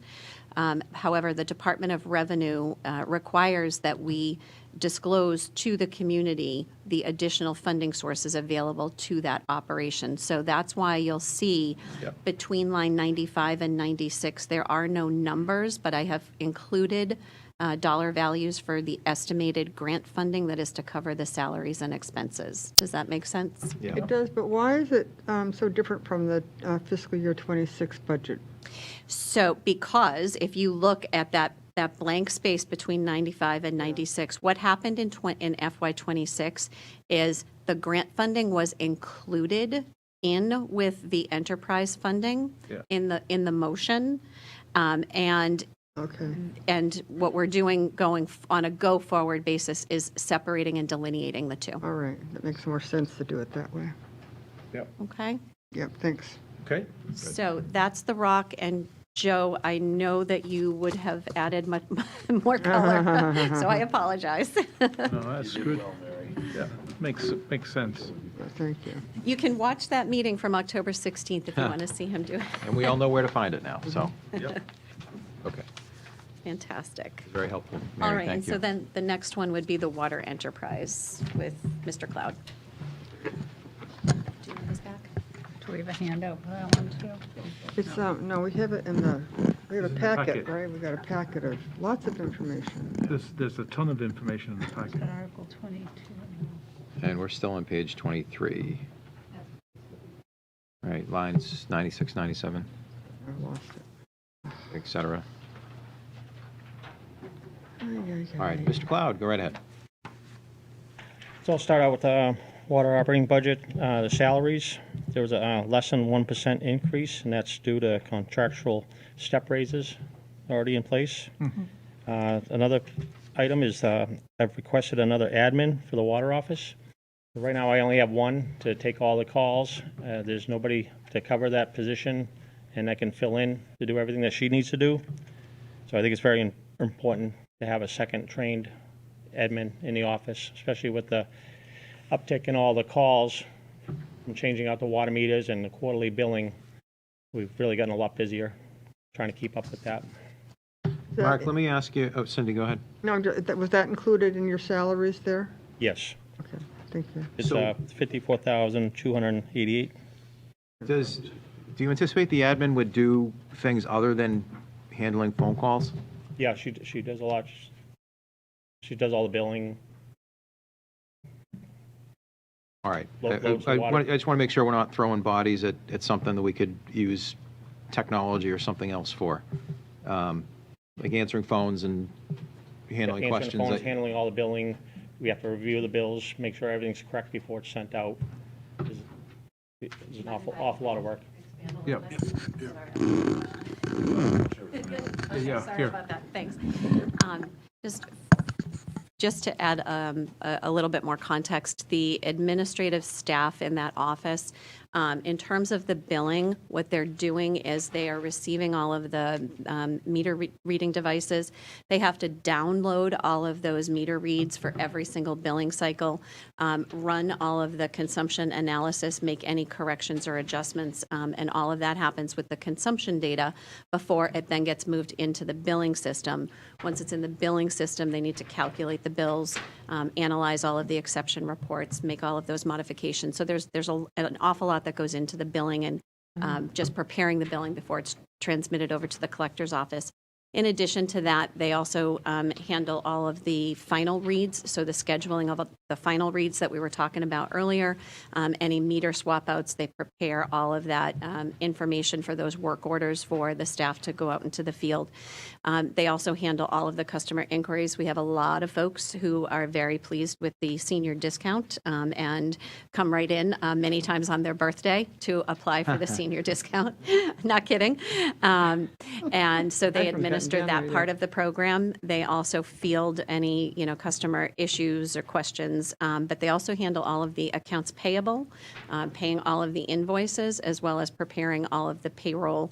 So there's a lot of administrative work that happens in that office. The thing is, I think people, that was a question that Brian asked, admin, answering phones. That's a wrong description. It is very much a wrong Terrible- description. Terrible description for what the person does, right? Correct. It's financial, it's basically, I can't, I'm having difficulty trying to describe it, but it's not somebody that answers the phone and takes dictation, right? This is an analyst. That is absolutely correct. And The interface. town meeting needs to know. Yeah. Yeah. All right, I think you've elaborated on that. Thank you. Very, very well. Thank you, Mary. Yeah. All right. Thank you for answering the question. There was also a 23% increase in, sorry about that, a 9% increase in electric, 16% increase in propane. Another big one was we had to raise the quarterly billing, was $11,500. Mark, sorry to interrupt, can you tell us what sheet you're looking at? Expenses? We have like 8 of them. Is it so- this one, Mark? So hard It to should be this follow one. along on Just the- tell me the Yep. title. What's the title on the top left? Oh, we're looking at that now? Oh, gosh.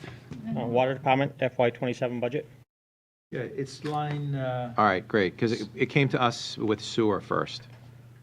All right, so that's fine. So I'm looking at page 5 of the PDF. Water Department FY27 budget. yeah, is line Got it. 5342, printing. Correct. Yep. So when we transitioned to quarterly billing, we needed to double the cost of our printing Yeah. and mailing. And that comes out to a change of $11,500. Yep.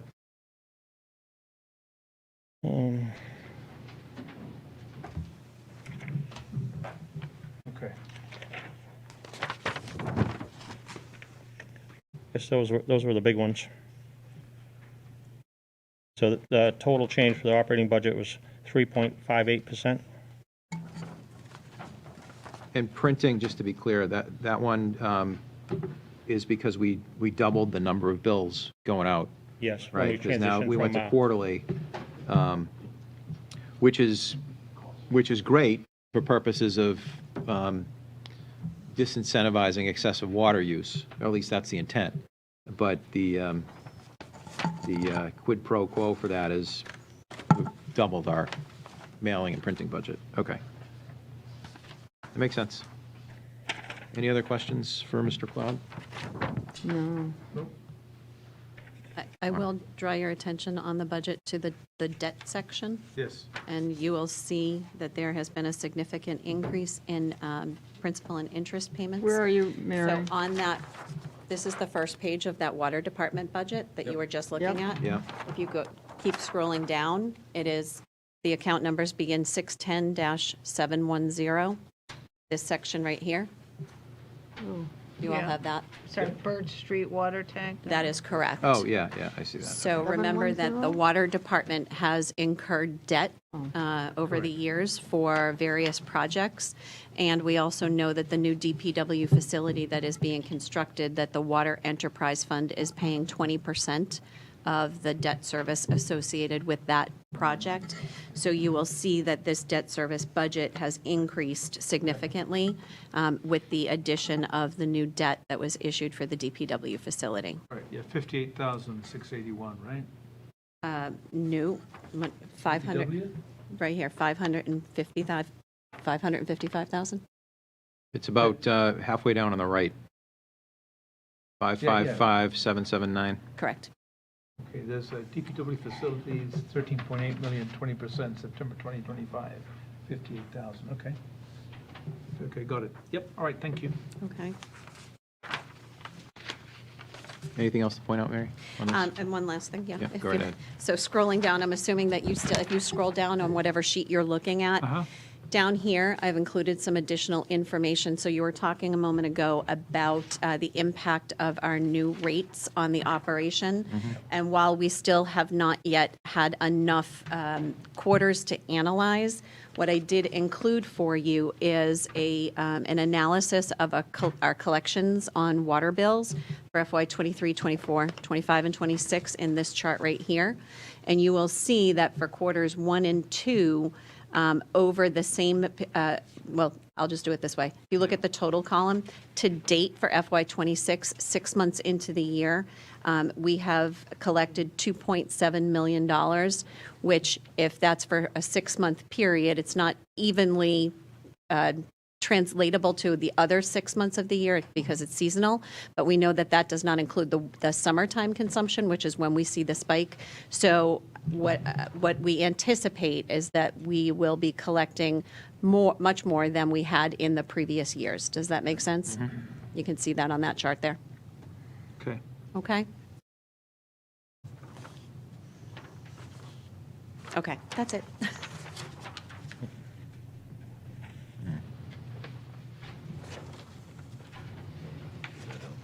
Yeah, it's great.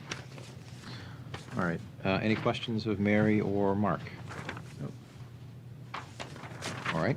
Hearing none, I will entertain a motion. Yeah. Because that's it for 5A, right? Yes, sir. That's it right there, yes. I move that the Select Board supports and recommends the approval of the March 14, 2026 Annual Town Meeting Number 5A Operating Budget as presented. Second. Motion and second. Any discussion on the motion? Is Mike still with us? He's all done. Okay. All right, so we can go back to voice vote. All right, all those in favor? Aye. Aye. Opposed, abstentions, the motion carries 4-0. Next is Article 18, amend zoning bylaw, new section 622, battery energy storage systems. Mr. Reed. Thank you, Mr. Chairman. That can be found on page 37 of your new annual town meeting warrant, and Mr. Hines is here to walk us through that, our planning director. Mr. Hines, good evening. Yeah, good evening. I assume you've all got copies of the actual text of the We zoning do. bylaw Yeah, amendment we've got the itself, warrant, since so you've got the warrant. get the whole thing, I've yeah. got extras if you need more. I've also got copies of the map, which is on the town's website, but I can give you hard copies. I've got them right here if you want. It's kind of a convenient. Yes, I would love sort of one. convenient document. What Yeah. is, what And page? we're on is page this? 37 of the warrant. But there's no map in the warrant, is that? That's correct. Actually, let me make sure I get. Yes, yes,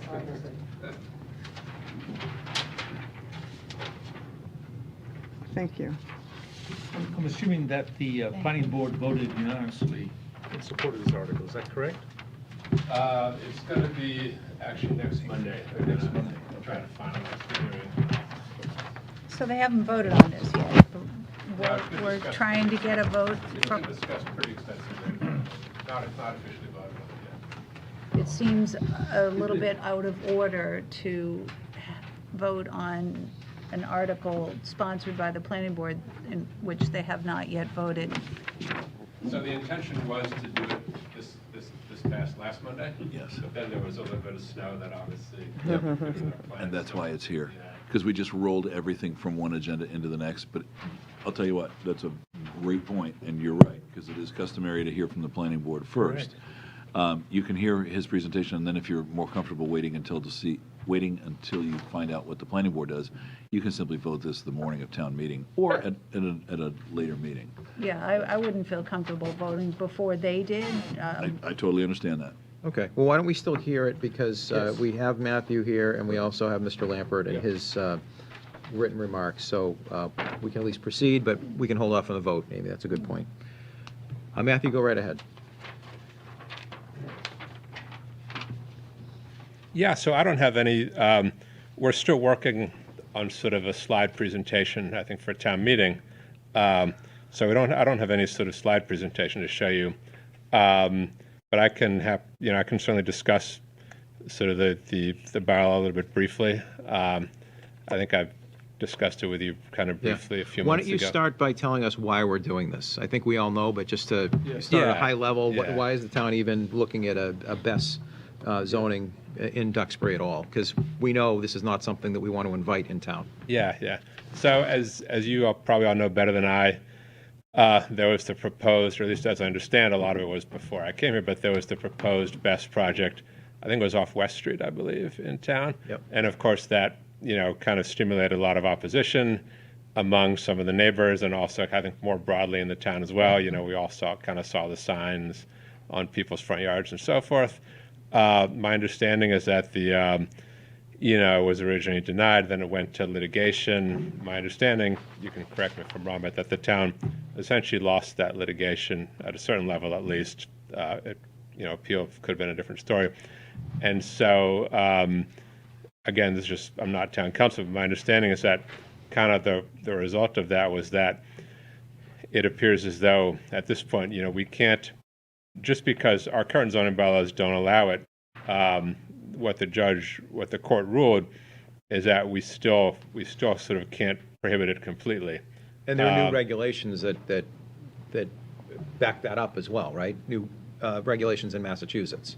That was a piece of the puzzle, I think, that was falling into place around the same time.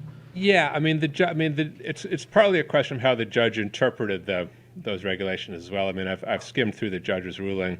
The regulations are kind of aimed at solar power, but the judge felt that these projects are kind of inherently linked to solar power, even if they don't actually have solar arrays within them. Mm-hmm. So that's kind of obviously another story. But basically, that's kind of the situation the town is in.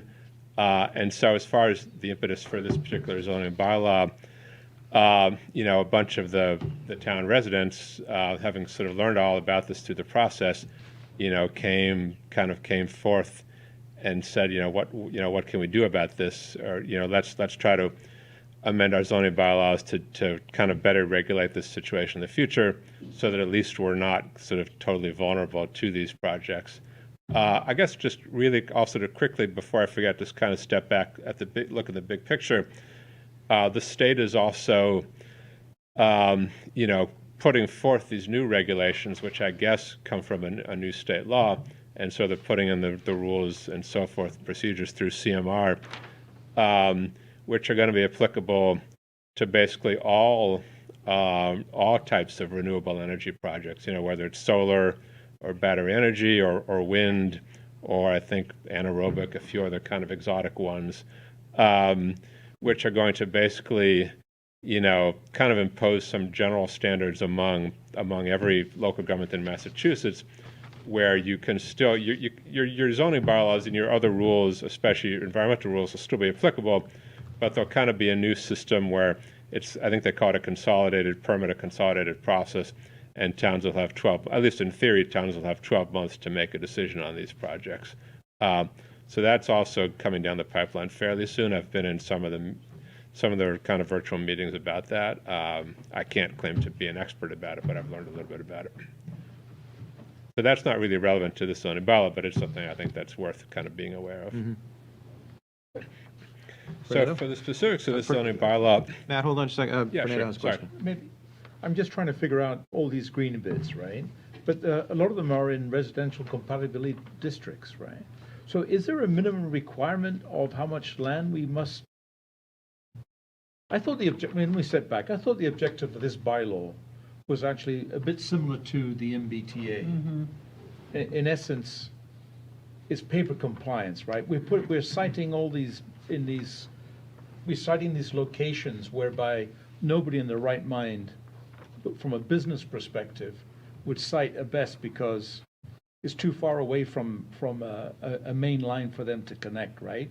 So is this what this is what we're trying to do, right? So I don't want anybody to be worried that Hall's Corner is located as a battery energy storage site, right? I mean, that would be crazy for any I think provider to cite it there. Is that our intent?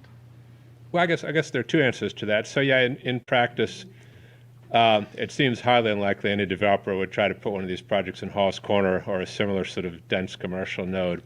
But to your first point, no, I think we're trying to limit where best projects can be located, and we're also trying to regulate them very tightly to limit their impact. But this is not something that's going to prevent them from happening anywhere in Duxbury. I don't think that's legally feasible. Well, and that's an issue that I think town council brought up as well, which is that if it has the effect of prohibiting them outright, that it's likely the Attorney General would not approve the bylaw, even if town meeting were to approve it. But just to be clear you were asking about the green bits. Yeah. The green bits, I believe, and Matthew, correct me if I'm wrong, those are all the zoning districts other than RC, right? Yeah, so Other than RC? Yeah, because it's going to be allowed by special permit in every case Yeah. in Plan Development 1, Plan Development 2, 3, Neighborhood Business Light, Neighborhood Business 1, Neighborhood Business 2. which are the most dense areas in town. PD1, PD2 Right. are Why- denser. yeah, so just to clarify, so Brian's correct. It would be allowed in those three zones, but then also subtracting out some of the overlay zones because you have floodplains, the Aquifer Overlay District, the wetland zone, and so I thought it was, just from an environmental safety point of view, it seemed important to pull those out so that we're not locating these projects which potentially could maybe leach things into the ground or have other environmental impacts. We don't want to allow these projects in our aquifer zone, for example. To Fernando's question, though, with the highlighted or the green shaded parcels or districts, are those also showing districts that are within an overlay? Or are these, I guess my point is, are these the underlying districts, so there might be even fewer likely sites, or are these all the ones taking into No, the account green. all the overlay districts? The green is everything. So the green is with those overlays already subtracted out. Okay. So that's why you kind of see an empty white area in the middle of the Yep. map, because that's the aquifer But- overlay zone. Why do we include planned developments? Why don't we just put it in the business districts? So from the Tracer decision, which was a legal decision, which I think involved the city or the town of Waltham, they had a situation where they were trying to I think it was solar, but it's the same kind of legal principle apparently. They were trying to restrict solar projects to only 1 or 2% of the town. Right. And the courts basically said that's too restrictive. You Okay. can't go that low. Right. So the problem is, from what town council's taught us, because the law is kind of so rapidly evolving, and there are still future decisions that no doubt are going to be made and so forth. At this point, it's very difficult to say what percentage a town does need to allow it in. We know from the Tracer decision, we know, 2% is probably too low. So is it 5%? Is it 10%? Is it 20%? At this point, it's really hard. What percent is this? This is about 10%. I think it's about I think it's 9.7%. So roughly 10%. So if it's a rapidly evolving law at the state level, why are we even bothering doing our own one right now? Well, I mean, I think to kind of at least give us some protection as soon as we can. It may evolve over time, but it's much better than having no regulations at all. In which case, we'd be vulnerable, throughout the entire town to it. And also, if in that case, we wouldn't be able to, necessarily regulate the setbacks, for example, and the buffers and other kinds of protections that this bylaw would allow us to do. Except for those people that are living, for instance, in a planned development. Yeah. Then they have no protections. So, I mean, that's the unfortunate part of it is that, obviously this zoning bylaw prohibits it in the RC, residential compatibility zone. But of course, the reality is that for all kind of practical purposes on the ground, the planned development zones are very similar to the RC zone. You don't notice a difference as you go from one to the other. It's basically all residential. And so the problem, of course, is that Duxbury is zoned roughly like, if you call the planned development zones essentially residential, Duxbury is zoned basically like 98% residential between the RC and the 3 PDs. Duxbury has virtually no industry, very little commerce. It's an overwhelmingly sort of single-family residential town. Right. And so at some point, those PD zones apparently were created, somebody told me in the 70s. I don't know if that's really true, but apparently those PD zones have been around for a long time. Those PD zones, at least sort of in theory, the idea was that, they'd allow these planned developments which potentially have a little bit more density or a little bit more mixed use. And a few of those planned developments apparently were built over the years. But in practice, not a lot of them, and they don't take up a lot of space. And so just kind of from a practical, realistic standpoint, the PD zones, if you're driving around Duxbury, they don't look, very different from the RC zone. It's all, for the most part, Duxbury is 98%, other than protected lands and so forth. But, most of Duxbury consists of single-family houses on 1 acre lots and so forth. So that's the unfortunate part of this is that, we can't, in an ideal world, we could just restrict this to maybe just like 1% of Duxbury, and then we could really keep it out of residential areas. But the reality is that we're kind of stuck in this situation, which is unfortunate. Well, that I wasn't aware of. Sorry, guys. If I can just, Jim looks like he wants to say something, so, Jim, did you want to say something? I want to give you an opportunity, otherwise Fernando has a question. You're talking to me? Yes. You looked like you had something to say. No, basically, let me wait. Let's let Matt finish. I'll have some comments after that. All right, go ahead, Fernando. Okay, one thing I became aware of when they were trying to cite that battery energy storage place on West Street, that there was actually a kind of an evacuation plan, all right? And not just for quite a large area away from the battery. People were actually part of an evacuation plan, just like Pilgrim Nuclear Station, right? Or the power plant. So doesn't our zoning, doesn't state zoning, aren't you, it seems contradictory that you're allowed to place something that is hazardous and dangerous for the residents nearby, that you actually have to put an evacuation plan to protect them. I find that amazing that the Commonwealth will allow zoning of that dangerous item to be right next to residential areas. So anyway, that's stunning. So, Matt, you've been very helpful in terms of laying out how we got to this, and I'm looking at the proposed map.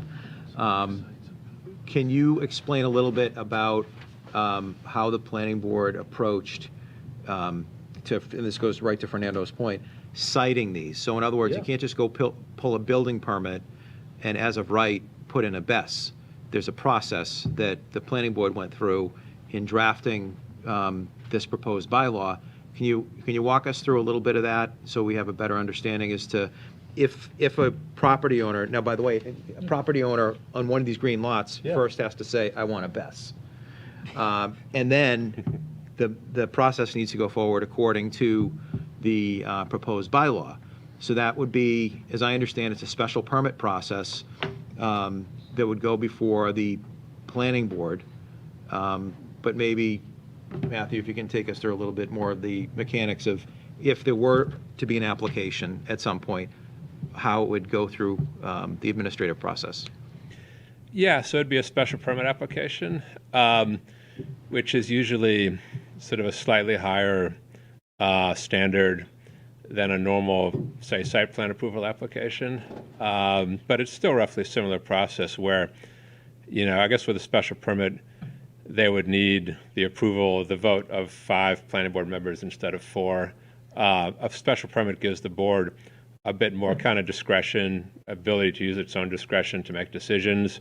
When something is by right, which is site plan approval, or sometimes referred to as of right, then that means that basically, assuming that the applicant sort of follows all the rules, you can't deny it.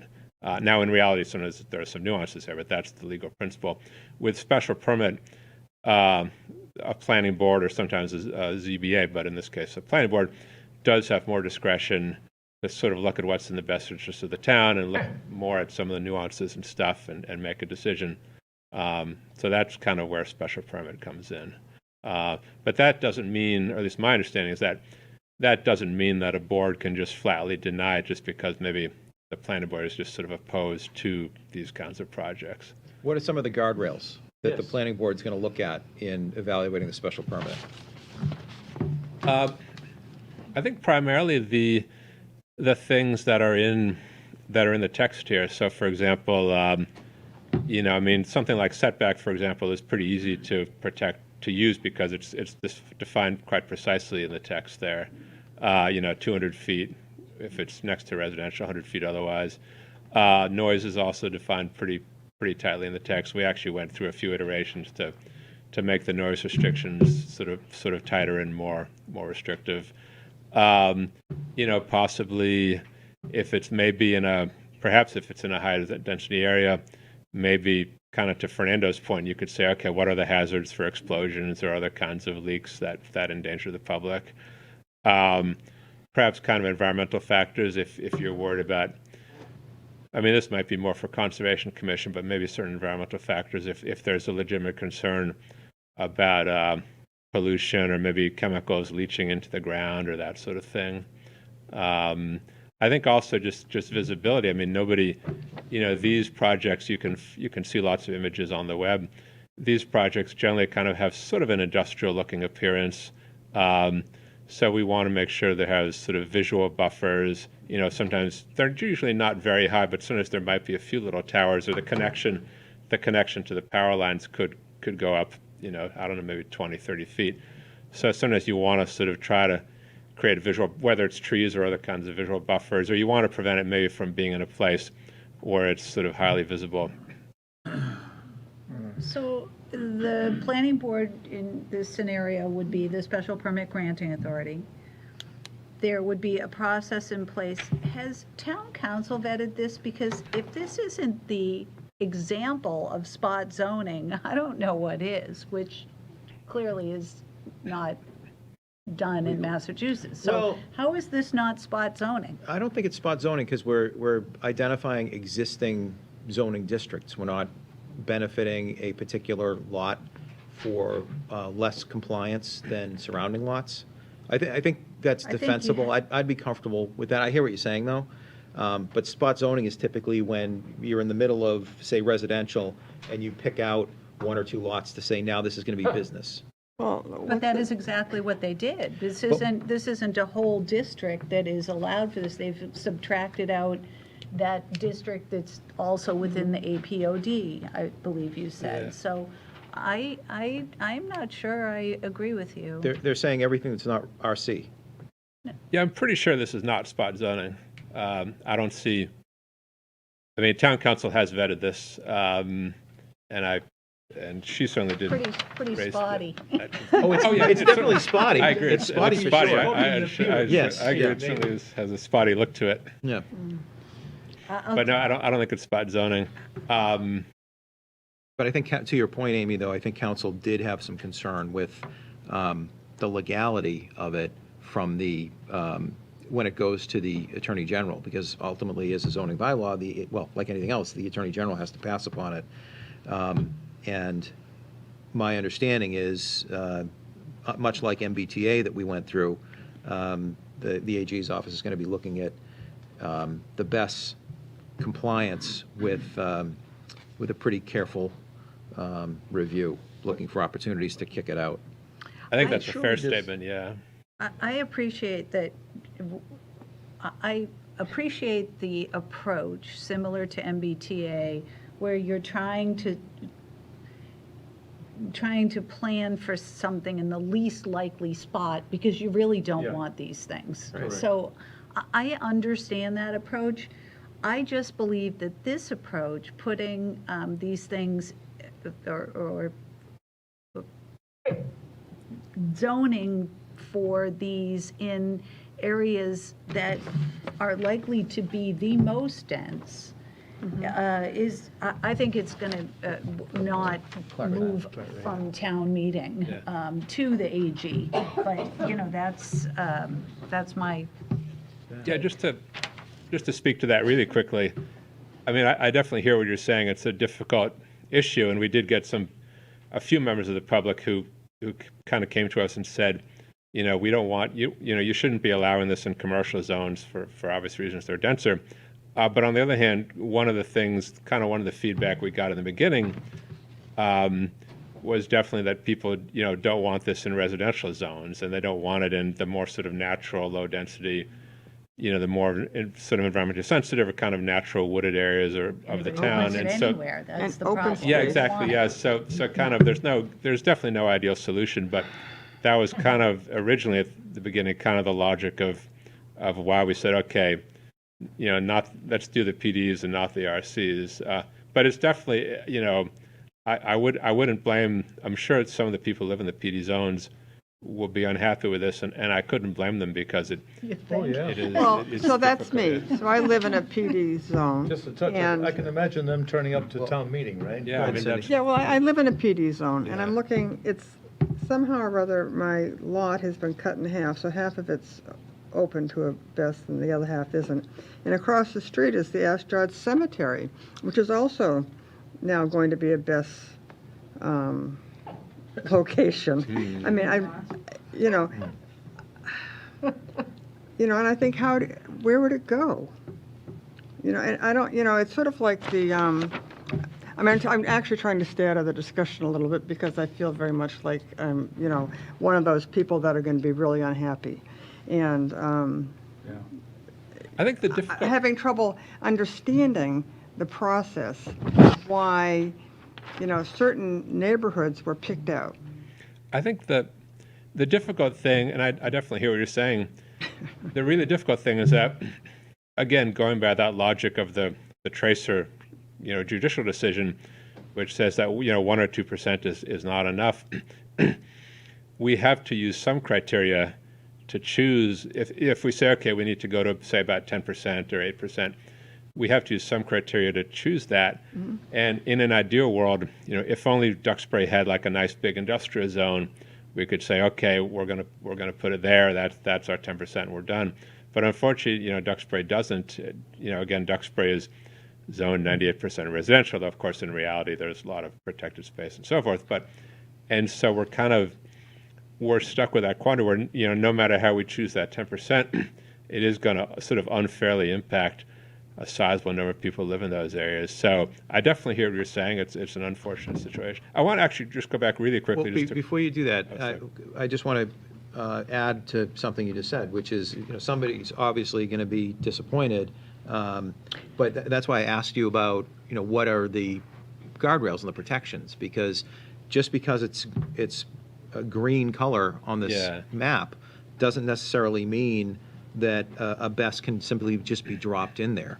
There's a process, and I know that the hour's getting a little late here. We don't want to necessarily go through every single component, but it's not as of right, as you pointed out, and that's not to assure folks that it will never happen, but that number one, there's a rationale for how we got these lots or these properties identified.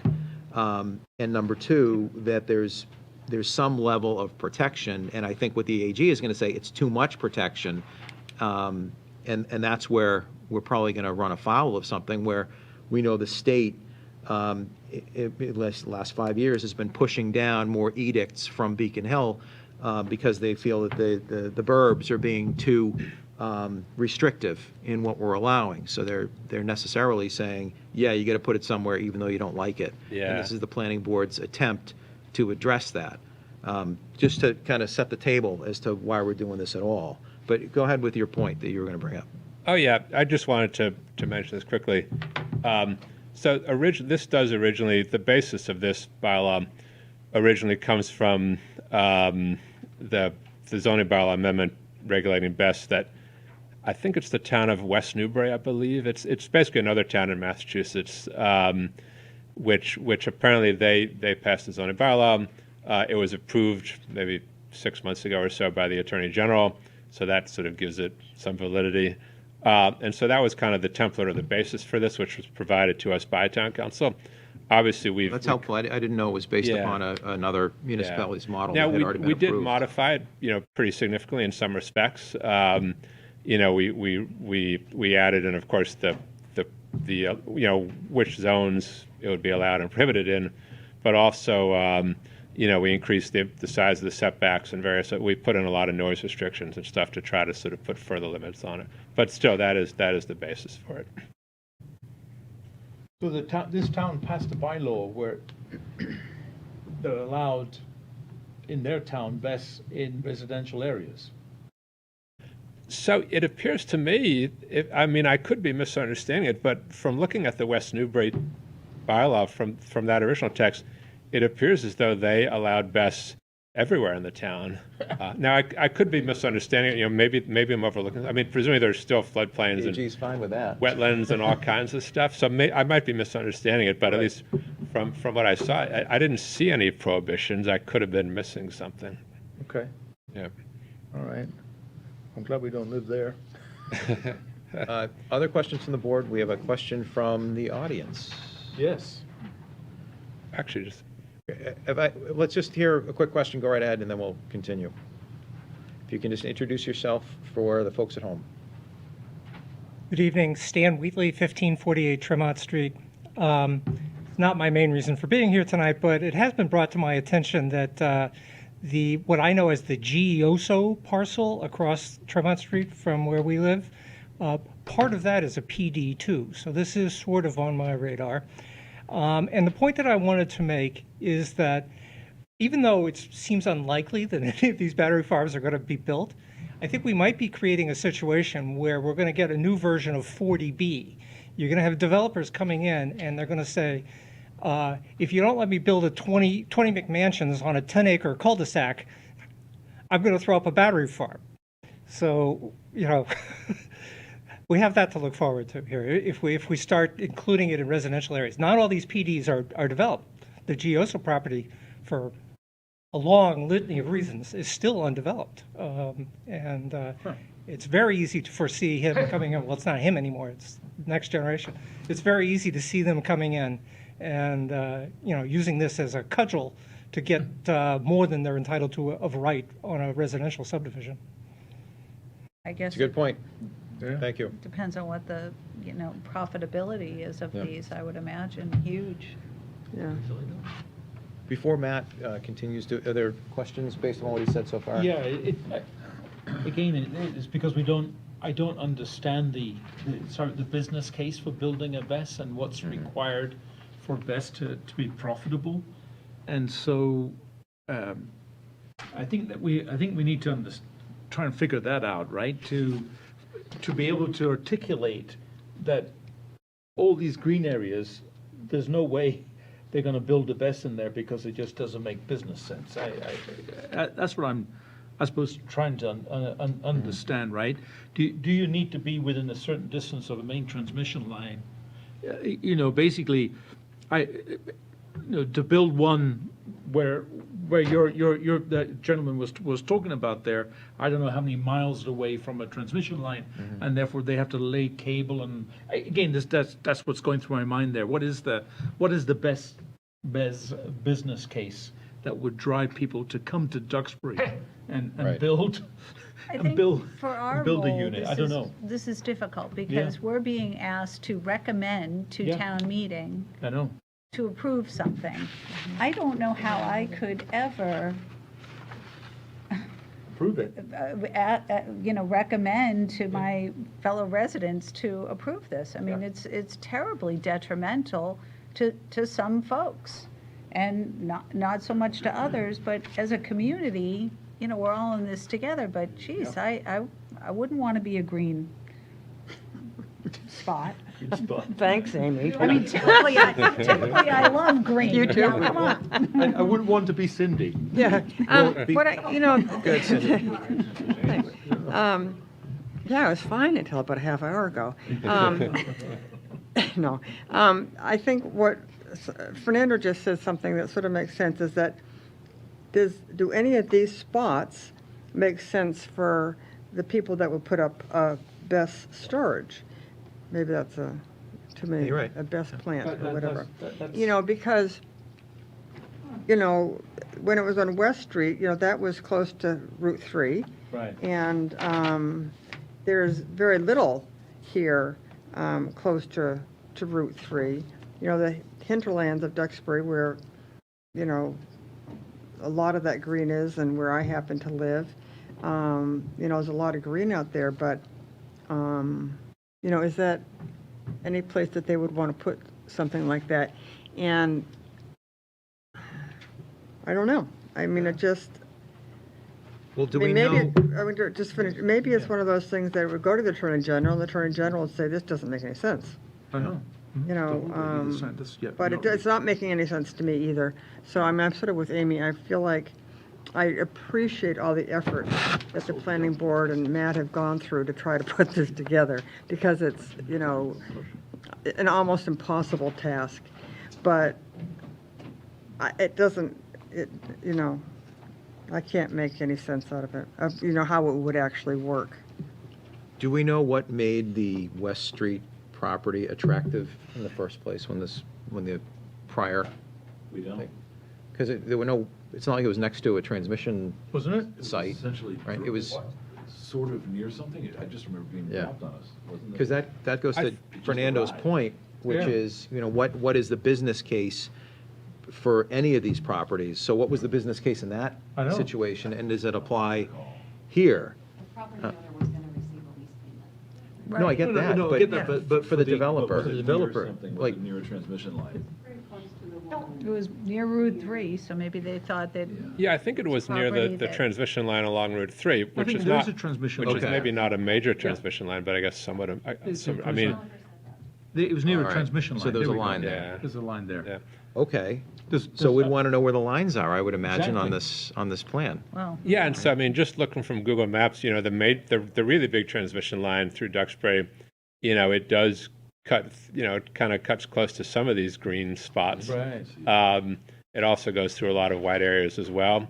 And then there's that other kind of transmission line along Route 3, which appears to be somewhat smaller, but perhaps still important, which again goes near some green spots as well.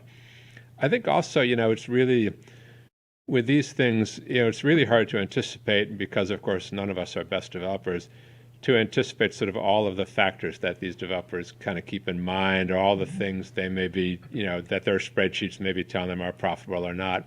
It could have a lot to do with property sizes or all kinds of things that we can't Right. we can't guess about. I mean, I think so. It's difficult. Yeah, but definitely transmission lines is one possibility. Also, from what I've heard, in most cases, these BEST projects are coming within larger solar projects. I mean, there are some exceptions. Obviously, there are a lot of exceptions, but that's the more common practice: is that people propose a solar array, and then, somewhere, within that project, there's BESS as well, and so they're kind of because they logically work together anyway, they're putting them together in projects. So that's kind of a whole other can of worms. But of course, in Right at that the case, dump. if you talk solar, you're talking, usually really big, 5, 10, 20, 30, 40 acre projects. Yeah, so is one of the green areas our landfill, where we do have a big solar array? I don't think so. Trying to figure out from the map. No, it's Mayflower is Mayflower. Town land? here. So It's got here the is not. wiggly- Where's It's got the Mayflower? wiggly there, there's nothing there. Where is 3A? 3 is right through the middle. right there. Right through the middle here? No, It says South Duxbury right there. I don't think there's any 500. Right, it goes right but through the South Duxbury. Okay. Yacht Club, Carolina. I'm trying to find my road. Yes. Yes. Oh, yeah. Yeah, There's, well, so we had the benefit of Matthew here, and wanted to take advantage of that for any questions we have. But we also have Mr. Lampert, who I know has been involved and has some comments as well. So maybe we can hear from him and then This must be, table this until must we be hear from the Mayflower. planning board. Yep. Matthew, before we let you go, are there other things you wanted to address for us or point us to as we're looking at this? No, I think that's about it. Okay, thank you. thank you. Yeah, thank you for inviting me here. Yeah. Jim, would you like to add some No, color it's to this? always good. It's good to have this experience. What do you want, what sand do you want in the ears now? Right? Because it goes, it's continuous. Basically, as you It's the undoubtedly street. would expect, I've had a lot of conversations, Matt and I have had a lot of conversations about It's this. 3A. I've also had a lot of conversations with town council. Because it goes all the way I to, think it's fair to say there are things on which Matt and I agree. There are also things on which we don't agree. With respect to town council, you need to ask her, but from my conversations with her, it seems that she and I are pretty much in agreement about what's likely to happen here and what some likely legal outcomes are. One thing, just Fernando's first, and I think it's a critically important question of the business case. From all the information I've been gathering or been able to gather, I am hard put to find any business case that would put one of these in a PD or a neighborhood district zone. Remember, there are a lot of dwelling units in the neighborhood business zones. There is probably a very good business case for putting one of these close to a power line in the RC zone. It's quite clear this town would prefer that none of these happen. But we're running into some really heavy headwinds with that goal. The state couldn't be clearer that it has a very strong policy in favor of solar energy, and that policy includes allowing things like this. State law specifically says that you can't prohibit or unreasonably regulate this except where it is necessary. And I quote the word necessary because it's the town's problem to prove that it's necessary to protect the public health, safety, and welfare. The AG's emphasized the strength of the state's policy. It doesn't allow bylaws that hinder or impede this unless evidence-based, not guesses, evidence-based justifications have been disproven.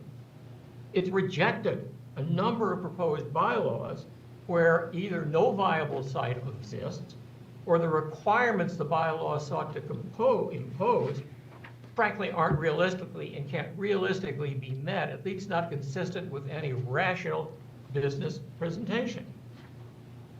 The AG allows towns to regulate for public safety, but the regulation has to be reasonable, it has to be supported by real evidence, and it can't simply be a disguised prohibition. And it's the town's job, it's going to have to prove all of this. The SJC and the other courts have decided 6 best cases of which I know. In each of them, they rejected the town's efforts to do what the court said was to overregulate or effectively prohibit BESS. From these cases, at least my reading of them, it seems pretty clear that a court would reject, it would not allow the prohibitions in this bylaw. If the town votes this article, what happens next? The next step is it will go to the AG for approval. The AG pretty much accepted paper compliance in the MBTA. From my conversations with town council, she's fairly clear the AG is not going to accept paper compliance here. The AG is going to require the town to present real evidence that any prohibition or restriction in this bylaw is really necessary to protect public health, safety, or welfare. It's also going to require the town to prove that the article actually provides realistic siting opportunities. Noise was mentioned by Matt. My recollection is the town council told the planning board that noise restrictions were, in the AG's view, or expected AG's view, somewhat problematical. Let's look at the blanket prohibition in the RC district. How is the town going to prove that it's necessary to have a blanket prohibition in the residential district, which has far more open land than either the NBs or the PDs, when the bylaw itself says it's safe to build in the NBs and PDs? If that's safe, how is it categorically, according to the bylaw, not safe to build anywhere in the RC district? I don't see it. Will the town be able to prove, even if it lets this go ahead, and frankly, as the town hopes it will go ahead, to show that the PDs and NBs actually provide enough realistic places for a BES? There's a lot of talk in the cases about this isn't enough room, this isn't enough room. But the determinative fact is not how many acres are available. All they said in those cases was what wasn't enough, what the town had not provided. They never said what was. The test seems to be whether there is evidence-based, evidence produced by the town that justify the prohibition and show that it leaves realistically, or as Fernando would said, business justified siting opportunities. I understand from Matt that there are a few sites in PB districts, particularly, I don't think there are any in the NBs, that are large enough for BES. But are there enough? And are they realistic? There's been a lot of talk here tonight recognizing the importance of connections to the grid. Is a site realistic unless it provides really relatively straightforward, simple, and not prohibitively expensive grid connection? And probably most important to this overall thing is I think it comes down to the RC prohibition. Even if the AG were to approve this article, there's nothing that would prevent a developer from challenging the not in any residential district. The ZBA or the planning board would of course deny that application. And the developer, expecting that, would do exactly what the developer on West Street did. He'd go to the land court.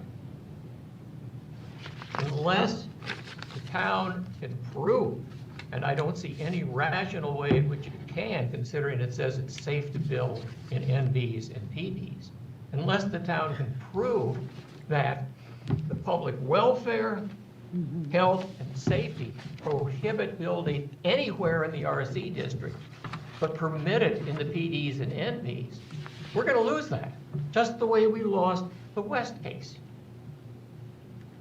Sort of summarize, the town needs to be prepared to prove to the AG why it should approve this article. I haven't heard anything that would allow the town to prevent the evidentiary-based presentation that would require. As for litigation, it's always uncertain. But even if the article were to pass muster, a developer that wants to build in the RC district, in my view, in all likelihood, be able to convince a court to allow it to do so, just as the court did in the case we recently lost. Finally, a suggestion.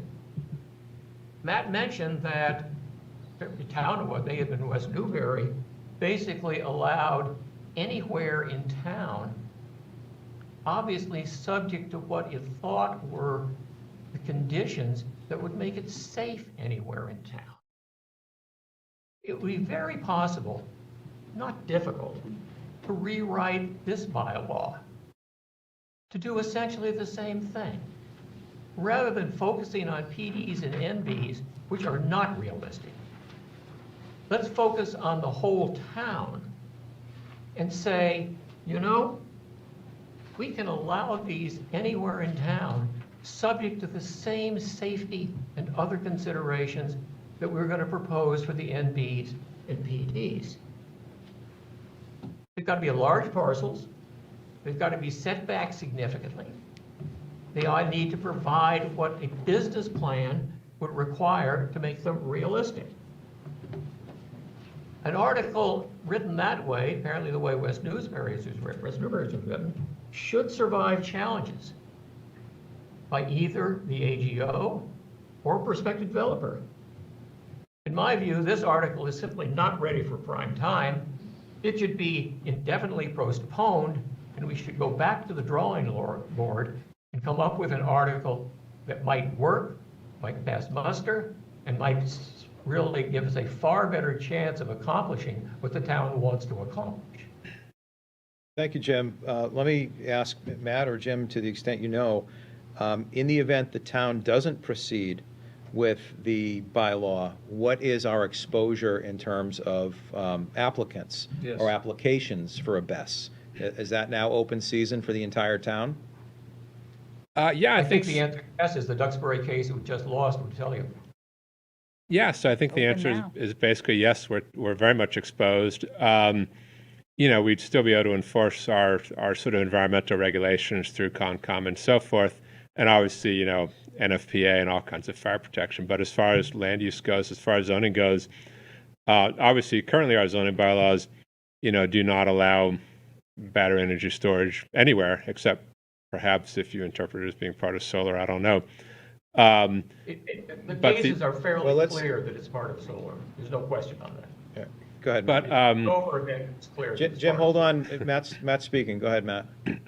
But given the you know the previous court case that you know that Duxbury lost, you know, it would appear, at least based on that litigation, on that judge's decision, that yeah, we'd sort of be exposed to it everywhere in town.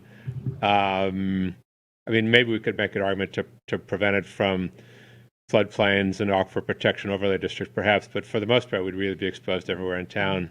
So that's kind of the situation we're kind of up against. Now, I believe the developer of that proposed project on West Street has withdrawn the application for the moment, but they could come back at any time, or other developers could come forth. So that's yeah, exactly. You know, we always was, Hold on a sorry. sec. Jim, go ahead and finish your thought. I think I did. Okay, Fernando. All right, just a comment, right? That person on the West Street business case, that wasn't a developer.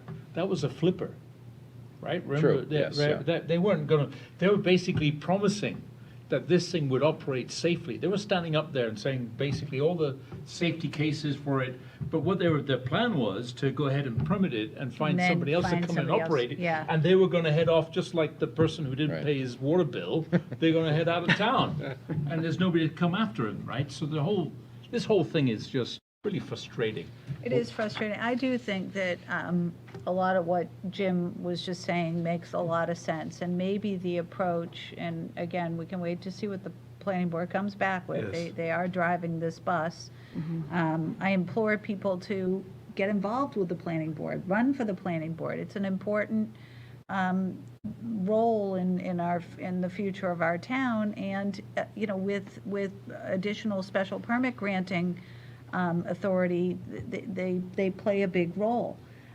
But just to touch on, you know, maybe it really does make sense to look at this more globally, not singling out parcels as this approach does, and writing guidelines that are such that they're very protective wherever one of these things is proposed.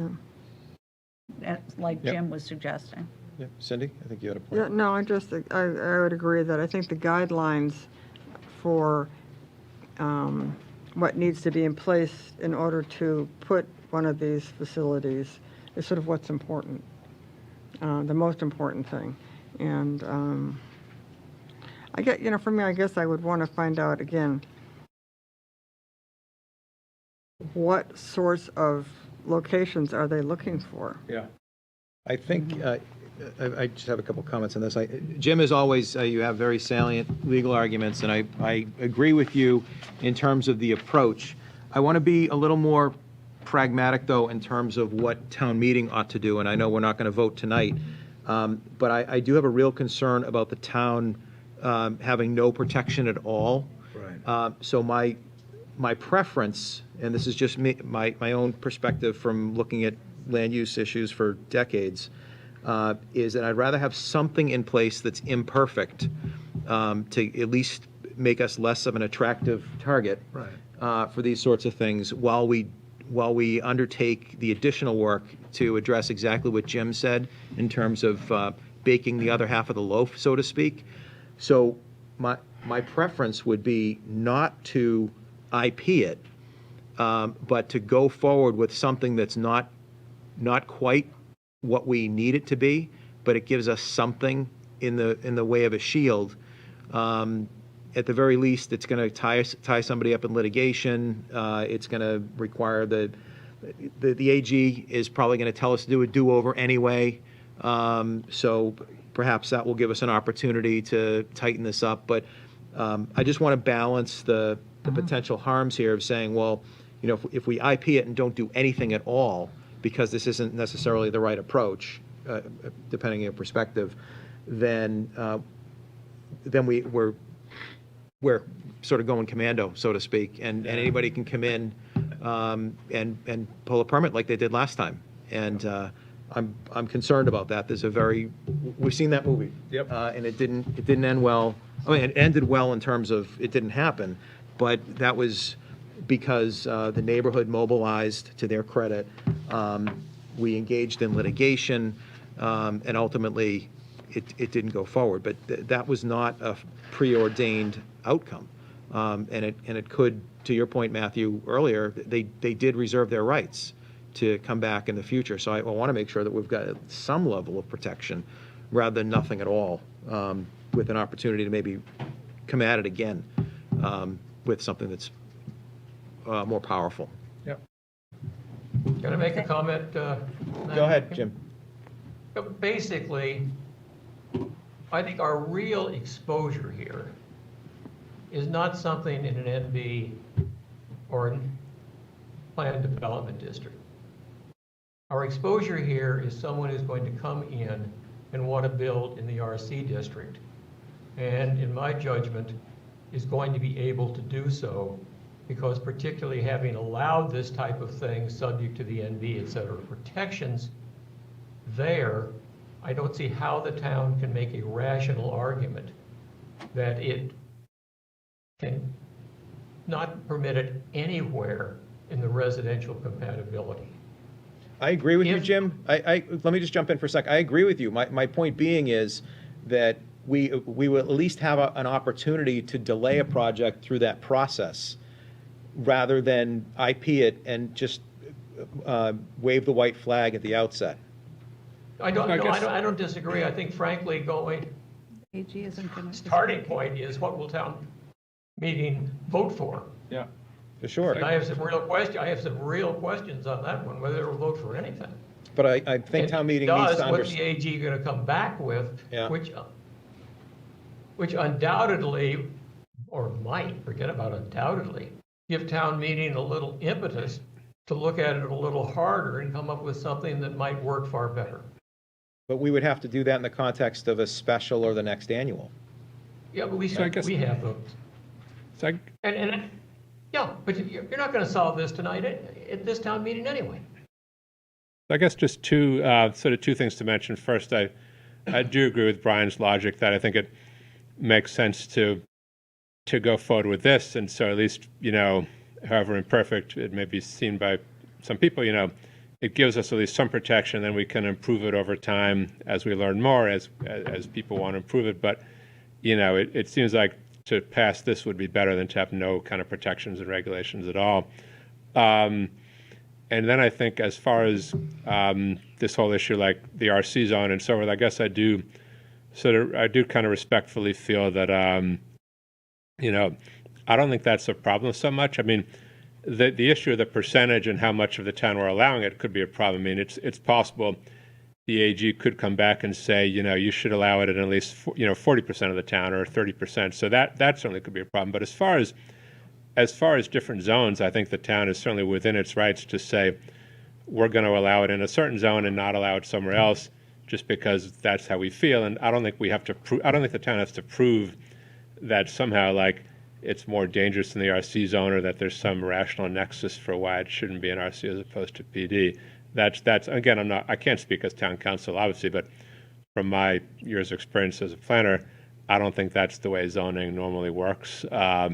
So I guess in that case, I don't think we have to allow it in RC from that point of view. However, I think Jim raises a valid point that 10% might be too low, and so in that sense, the AG or a judge could say, 10% is not enough. It should be at least 25%, or whatever the case. And so in that sense, that could sort of force us to allow it in RC. Or or who knows? I mean, ultimately the judges and the AG may just say, you can't. It's like the Dover. It's like a Dover amendment. Then you have to allow it virtually everywhere. Well, this has been, we're not going to solve it tonight, as Jim mentioned, if only. So we need to hear from the planning board. This has been very educational. This, like anything else we take up for zoning and land use, it affects folks across town for a long period of time, so we need to approach these very carefully and thoughtfully with the spirit of public health, safety, and welfare always in mind, which I know we're all doing here. So before we go, Mr. Whately's been very patiently waiting here tonight, so I want to make sure we get on to Article 21. But before we do that, Matthew or Jim, is there anything else you want to add before we move on? I think I would only add that we have to recognize that we are facing a very strong wind in the other direction from the state law, the way the state looks at it, and the way the AGO looks at it. Unfortunate, but true. Okay. Yeah. That's an important reality check, Jim. We appreciate that. All right. Thank you both very much. And Jim, thanks especially for all your hard work on this. These are all volunteer hours. We appreciate it. You know what? There are advantages to being retired, but I'd like to be paid for it. And thank you, Matthew. Okay, thanks. I'm going to sign off. Okay. Thanks, Jim. Good night. Thank you very much, everybody. Thanks. Thank you both. All right. We'll move on now to Article 21, Citizens Petition, Proposed Speed Limit Reduction on Tremont Street. We have a And page you will number find it on for- page 50 of your warrant. Thank you. All right. 50. And the proponent, Mr. Wheatley, is here this evening. Thank you for waiting. Good evening, thank you. Stan Wheatley, 1548 Tremont Street. This is actually the fourth time I've been here in the last 2 months. And my message hasn't really changed. And the message is that we have the power in this room to do what I'm asking. We don't need to go to town meeting for this. And the last time I was here, the idea was that Mr. McGee would talk to the Highway Safety Advisory Committee. I don't know if that has happened or not. But and I don't know how many more meetings we have between now and town meeting. Sounds like maybe 2 more. It would still be my preference to put this on the agenda for discussion and a vote by this board, rather than to go forward with town meeting. But if you want to hear from me on the article, I'm happy to do that. Well, I think we know what you're after, but you've waited several hours here, so please take us through it, because there's also folks online and watching on TV. Okay. Well, the area that we're talking about is what is shown on the map here is 139. Notwithstanding the fact that it has a state route number, it is not a state highway. The town owns and controls this stretch of road. At the very bottom, you'll see 3A, which is Tremont Street until it gets to the intersection 139, which is Cox Corner. After Cox Corner, it continues, 3A continues north as Enterprise Street. Tremont Street jogs right and heads north up to the Marshfield Town line, which is more or less where that red line has been drawn. The distance there, I put it in the article as 900 feet. Paul Brogna tells me it's a little over 1,100 feet. It might even be as much as 1,200 feet. It's in that range. If you could show the next slide, please. This is the same view, but now it's a satellite view. So you can see what it really looks like on the ground. At the bottom is, and I'll show you this on another slide, it's all a business district. There's the building that it contains the hair salon and Red's Market. Same parcel has what is now Cafe Viola. You might have known it as a Dunkin' Donuts or as a pizza shop. And then above that is the property that is the mostly a yoga studio. Also down at the bottom on the east side, there is the building that, I'm not sure what's there now, but it was the Duxbury Clipper for a while. There's a liquor store, and the Dolan business has a barn there. So the bottom half of this stretch is what is described in the statute as a business district. The top half is, in my opinion, a thickly settled area, and therefore is also covered by the statute. If you could show the next slide. This is a screenshot from the zoning map, and you can see how the bottom half is all zoned business. That alone is a justification for the 25-mile-an-hour speed limit. You don't really need to look at anything else other than under the statute. If it's a business district, you can establish a 25-mile-an-hour speed limit. You can show the next slide. This is a screenshot from Google Maps. It's a summer view. Where's the snow?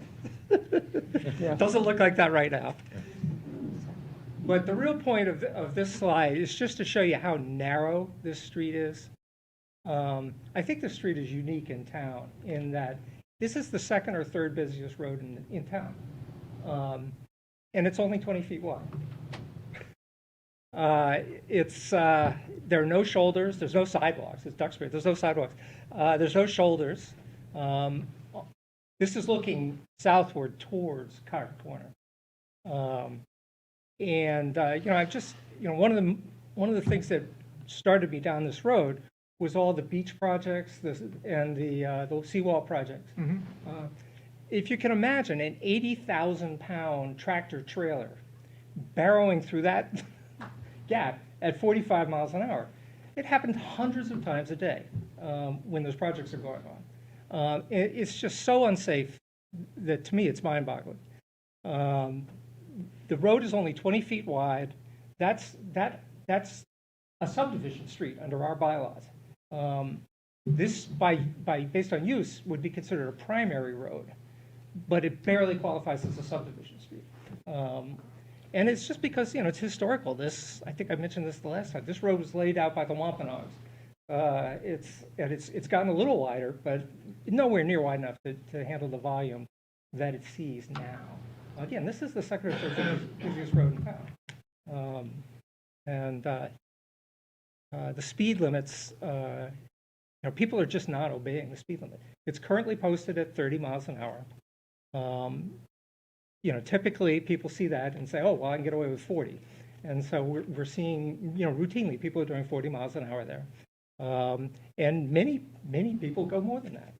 If you stand out there for 5 minutes, you'll see 4 or 5 cars doing 45 plus.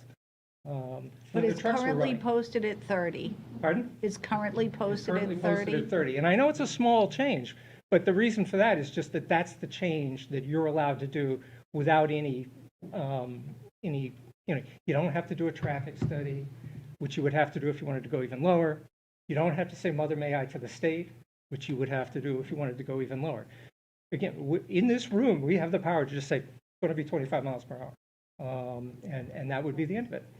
I just fear that we go to 25 and it's still, what's the difference? If it's already 30 and you're saying they're going 40 or 45, we go to 25, they're still going to go 40 or 45. You may be right, but my feeling is that everybody sort of thinks that there's like a 10-mile-an-hour cushion.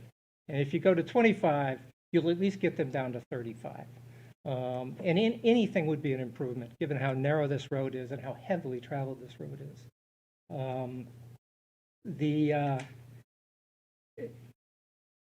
It's again, to go back to the fact that the bottom half of it is a business district.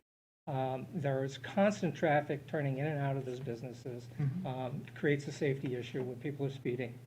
It feeds into Cox Corner, which is a pretty dangerous intersection. There are accidents there all the time. Some of them, thankfully, it's been a few months since we've had a really serious one, but there's been some very serious accidents there in the last year. Yep. At least one of the houses still has school-age children. Most of us are older now, like so much in Duxbury. Most of us are older, but there's at least one house that still has school-age children. Actually, right where this photo was taken, there's a very active wildlife corridor. There are dozens of deer crossing this street constantly. Fox, occasional coyote, turkeys. It was about a year ago this time, we had in very quick succession 2 fatal deer strikes. Again, thankfully, nothing real recent. But if you're a deer, this is a very perilous stretch of road, and I'm worried that if it's dangerous for the deer, it's dangerous for the people too. Sure. That's true. Agree. And again, to circle back to the trucking issue, we got off easy this winter. There were no beach projects this winter, although I understand that there's a small one coming up. There's no way that the beach is done with its. No, it's going to be constantly nourished. Yeah. It has to be. Once the bridge is closed for Yeah, a and the bridge while, closed, there's going to be a lot of traffic through My there. wife mentioned that the last time we were here, that when the bridge is closed, all that traffic that used to go up Powder Point. is going to be coming down the street. Right. It's already the second or third busiest road in town, and it's going to be maybe the busiest road in town once that happens. So, there's just a myriad of reasons why I think it's reasonable to lower the speed limit as low as we can go. Again, the only reason 25 is the magic numbers, because that's as low as we can go without jumping through a whole bunch of other hoops. So that's basically the pitch. There's another slide if you show them. This is the statute, 17C, that gives you the power to do it. In the interest of public safety and without further authority, you can establish a limit of 25 miles an hour on any roadway inside a thickly settled or business district. This is both. The business district is crystal clear because it's zoned that way. The thickly settled issue, if you show the next slide. The thickly settled part has to be over a distance of a quarter of a mile or more, and we don't actually have that in Duxbury. But I don't think that there's anything that prevents you from having a thickly settled district that straddles a town line. So even though we in Duxbury can't tell Marshfield what speed limits is, I think for purposes of a thickly settled district, we can still count those houses. And if you count those houses, yeah, you do easily satisfy the quarter-mile requirement. And another point on that is that I didn't make a slide for this, but Chapter 90, Section 17, the default speed limit for this stretch of road is actually 40 miles an hour. And the only reason it's even 30 today is that somebody somewhere in the past decided that this was a business district and a thickly settled district. So I would submit that maybe we don't need to revisit that issue. It's already been decided. Because it's a thickly settled district, because it's a business district, it's 30 miles an hour today. But for the same reasons, we can, in this room, go to 25. And, again, this is a unique situation. There's really no place else in town where you have this heavy, heavy volume of traffic, this narrow, narrow road, half of it's a business district. It's unique enough that I think that, my request is that we lower the speed limit to 25 miles an hour. There's another issue, which Mr. Reed has touched on before, which is that, strictly speaking, the select board has to do this. And the town meeting vote would be advisory. That's another reason in my mind. So we would be recommending to town meeting to recommend us? Yes. Back to us? Okay. If I may. Yeah. Basically, but that's another reason why I think we should just take the bull by the horns in this room and just exercise the authority that you have No, the other one. to lower the speed limit to 25 miles an hour. It's, Right there is the reason that town meeting cannot approve this. Right, Notwithstanding it has section to go- 17, it has to go be to the us. select board. And I will tell you, I just texted Mike, and he did speak with Paul. Oh, yeah, And he did. I also did spoke too. with Sheila, but he'd like to push this off for a future meeting, if you don't mind, because then he'll be here to discuss it. Could we have the advisors here to speak to it, this safety? Oh, public highway safety? Yeah. Yeah, I can try to get Bragg or Paul whatever. at whenever the meeting Let's- is. Well, Yeah. in fairness to Mr. Wheatley, because he's been here like 4 or 5 times already. Correct. And he's got a very valid concern about traffic enforcement. Yeah. And I don't want to keep pushing him off. Well, again, this, as council has advised, and as Mr. Wheatley just explained, whatever action you take here is simply,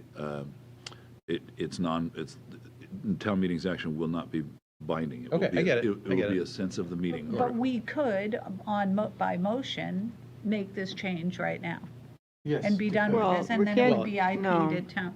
I don't think Well, you we didn't- can, you we didn't can't have do it it on- tonight. You don't have It's it not on on the agenda. You I think could- we you have to could- have one more meeting anyway, because it could needs to be not. on the Okay, agenda not for tonight, discussion. You but could at not, another because it's not meeting. on the agenda in that Right. capacity. Yeah. Why don't we put it on the agenda? Well, let's let Mr. Wheatley finish first, and then, I think, Mr. Whitney, I really you don't finished, have a right? lot to add, other than I'd be Okay. happy to answer questions. well, I've got a point, and I don't mean to beat a dead horse, but to me, this is not what we should do in terms of changing a number on a sign. It's enforcing the number that's on the existing sign. So if 30 is what it's posted, then if somebody's going over 30, Mike Carbone can just put somebody there, and maybe we don't need an override at all. He can just write $2 million worth of tickets, if it's that bad, right? And then you're gonna disincentivize folks from driving excessively through that area. You know the trouble we've had with this conversation with, basically, my understanding is Mr. Carbone, our Chief Carbone cannot He tell cannot. the officers You're right. to park in a certain spot That's and what we've been write parking told. tickets because it's against the. It's No, you against the can't, rules. you can't use it for revenue, but you absolutely Oh, can right. enforce the law. That's why we You have can. police, right? So So basically, if it's not being enforced, it needs to be enforced. So Yeah. basically, well, unless we get the override, we get additional police officers, we're gonna have a police officer stationed there. That's the problem with these things, right? People ask for 25, and then when people don't go the 25, then the next thing they do, they come here and say to us, well, why don't you send policemen over there, right? And then basically we see it to Chief Carbone and says, well, why don't you send chief? Because I don't have enough police officers. I've got a whole town. I've got Yep. thousands of miles to do, and I'm not going to go ahead and park a police officer to patrol 900 feet of road. That's the problem you get into. I understand all the reasons. It's a you've slippery explained. slope. It's a slippery slope, and then people complain is that there's not traffic enforcement because the speed limit is 25. I've been overtaken on Washington Street. I bet, yeah. I know, I've Yeah. been Yeah. overtaken on Washington Yes. Street. I've been overtaken by bikes and Right. Yeah, skateboards. well, it's tough to drive the speed limit in this town. It is. We don't even know what it is. This issue of enforcement comes up every time, and I really think it's kind of a red herring, because the fact is the police either cannot or will not enforce the speed limit on this stretch of road. I don't- Well, what difference does it make if it, well, I don't- what I- difference does it I make if it's disagree with the will 25 in not. that case? Because, again, my experience is that when people, they think there's about a 10-mile-an-hour cushion. If you post it at 25, they won't do 40, which is really my goal here. I just want to stop the people from doing 40 and 45. And the Did they- trucks about a specifically, sign, correct? flashing I mean, sign? it's the trucks The that trucks were are just the most rattling dangerous the- situation, but the normal radar traffic sign. is routinely doing 40, 45 miles an hour But through if you're there. not So, gonna you know, enforce it. again, posted 30 miles an hour, Sometimes it's just routinely a doing 40, 45. Remember, it's gonna be out of town And, you know, I do think that lowering it to 25 will make a material difference in terms of, I hear you. Cindy, and then I have a question. Go ahead, Yeah, Cindy. so have they put the signs up there at all, the blinking signs, We- you're going, whatever. I mean, more of those, they've got that sign now in Millbrook. Yeah. Because Yes, yeah. that's that's permanent, it's there all the time. What the speed limit should be. I mean, I think that, I know that one's helpful to me because I'm not used to going, 20 miles an hour. But, I think a sign like that might be helpful, especially coming out of Marshfield, I would think it'd be. we have one now. Sheila put one up beginning of December. Okay. Did it help? No, but to be fair, it's hard to tell because of all the winter weather and everything. When it first went up, it didn't help at all. Really? Whether there's maybe some conditioning that's going to go on, I can't say. Right after it went up, I was out there for 5 minutes taking pictures of people going by at 41, 42, 43 miles an hour. I was relying on the sign for the speed limit. There's one across the street from me at Island Creek Pond, and the people come down Toby Garden Street going, 45, and they used to flash blue. And as soon as they saw the blue lights, Yeah. they would slow down, and, you'd see them slow, and then the speed limit would show in the thing until they got down to 35 or whatever. This sign isn't that But fancy, they become unfortunately. desensitized. It's a funny thing. It's after, it worked for like the first 6 months, and now everybody just, it doesn't matter. Oh, those blue lights don't mean Well, anything. but they also park a cruiser there from time to time. Yes, they do. Which is I the bring them way out to do cookies it. when they park out there. I do. So you need to That's have the the trick, cruiser. guys. Bring cookies. They might patrol the world. Yeah, that's it's sort of like, the difference between active and passive safety. What I'm trying to accomplish here is to build as much passive safety as we can into this. Is a 25 mile an hour speed limit going to work for everybody? Obviously not. But I am very confident that it's going to be better. It'll be materially better than the 30 miles an hour that we've got now, which is causing people to routinely travel 45 miles an hour. What is the speed limit coming into Duxbury from Marshfield on that stretch? It's 35 is their speed limit So it goes from 35 to 30. right now, yeah. Okay. And they are not slowing down. You don't see people really slow down until they're almost getting to the stop sign at Yeah. Cox Corner. And you couldn't do like something like a speed table or something there, because then you'd have all the noise from the trucks bouncing over them. Oh, no, I think Right, that Mr. wouldn't Wheatley help. would- no, no. Yeah, They no, won't do that yeah. anyways. They won't No. put No, speed. they Don't like won't. to- No. Yeah, the That's speeds, you have to plows. go in much slower than that for a speed table to work. Feasible on that. Um, I don't know. You don't The, have Spike strips. drop transmission. I don't know. We just bought new ones, didn't we? And the other thing is, really, I guess my final point is, what's the downside of this? What interest are we protecting if we don't do it? All we're really doing is fostering a situation from where people from Marshfield can speed on Duxbury streets. Why? That's not a goal for anybody in this town, I don't think. So there really is no downside to doing it. You have to pay to change a 30 mile an hour speed limit sign to a 25 mile an hour speed limit. They've probably got some of those in storage already. That's really, Yeah. Mike agrees that it would be best to have Sheila and Paul at the next Okay. meeting. All right. Well, I think we all agree that we want safe streets. Yes, That's we the do. goal. There's no doubt there. Yeah. All right. Thank you for being here this evening. I appreciate your patience, and this is taking a while. But do we have a date on the, I don't, I'll have to look. but we'll let Mr. Wheatley know? Yes, most likely next Monday. Can we do it before? But it's based on Paul's availability and Sheila's. Sorry, go ahead. But if we can get Paul, get Sheila, It'd get be Mike. it'd be next Monday. Can we do it before town meeting? Yeah, next Monday. Okay. okay. So the idea would be to put it on the agenda for discussion and a vote so that you would have that option if you wanted to. Oh, you want to go that far? Or do you want to just talk about put the it- article? Give us the option to be able to vote on it if we so Be able to choose. vote on it. Okay. So then we can vote on it before town meeting. Right. Okay. Do we all agree here that the number? Yeah, we have to look at the procedure first. All right. It isn't just, I don't think you Yeah, just slap it on an agenda. I think there All right. may be a procedure, because the last time we did that. Oh, there public was- hearing? Maybe. There might be. Yeah, I We have to check. I- There is a procedure. All right. Notice. established after town meeting accepted those two. Yes. I don't think- So the yeah. select board can set the speed We'll have to look into Okay. that. I don't think we should put it on for a vote next week in terms of definitive, what we'll decide, but, As far as I know, all you have to do is put it on for discussion and a vote, and then take the vote.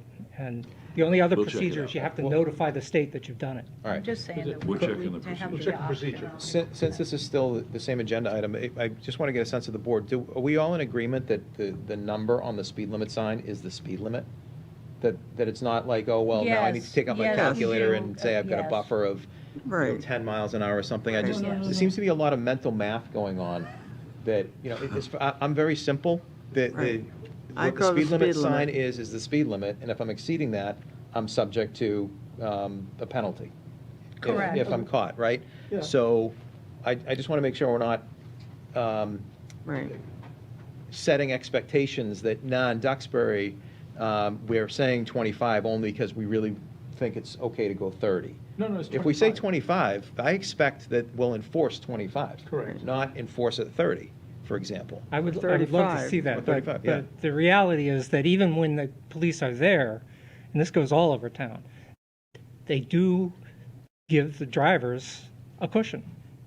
They do not stop people for in a 30-mile-an-hour zone, they do not stop people for doing 31, 32, 33, 34 Mr. miles an hour. Wheatley, if we're going to talk about this, let's get the Chief Carbone, because I think you're denigrating our police chief when you say that. So let's ask him to have that conversation, okay? I'd be happy to have him here, because, I think what he'll tell you is that he just doesn't have the Tired resources people.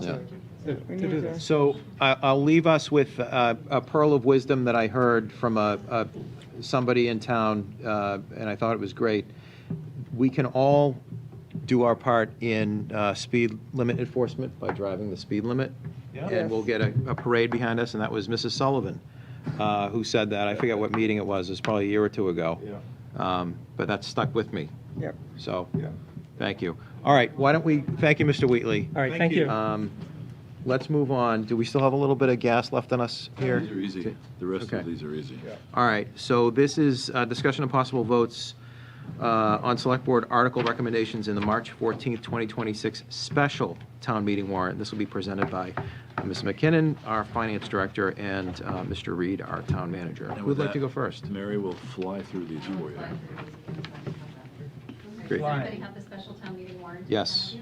Yeah, Well, I will in a minute. Yes, you do. all 8 pages of it. Supplemental appropriations are pretty straightforward, right? Yes, sir. We have to pay the bill. You gotta pay the bill. Oh, no, yeah. not supplemental, I got it, sorry, what page? sorry. Yeah, here we go. Unpaid bills, yeah. Page 4, Yep. page 4 of 9. Yeah.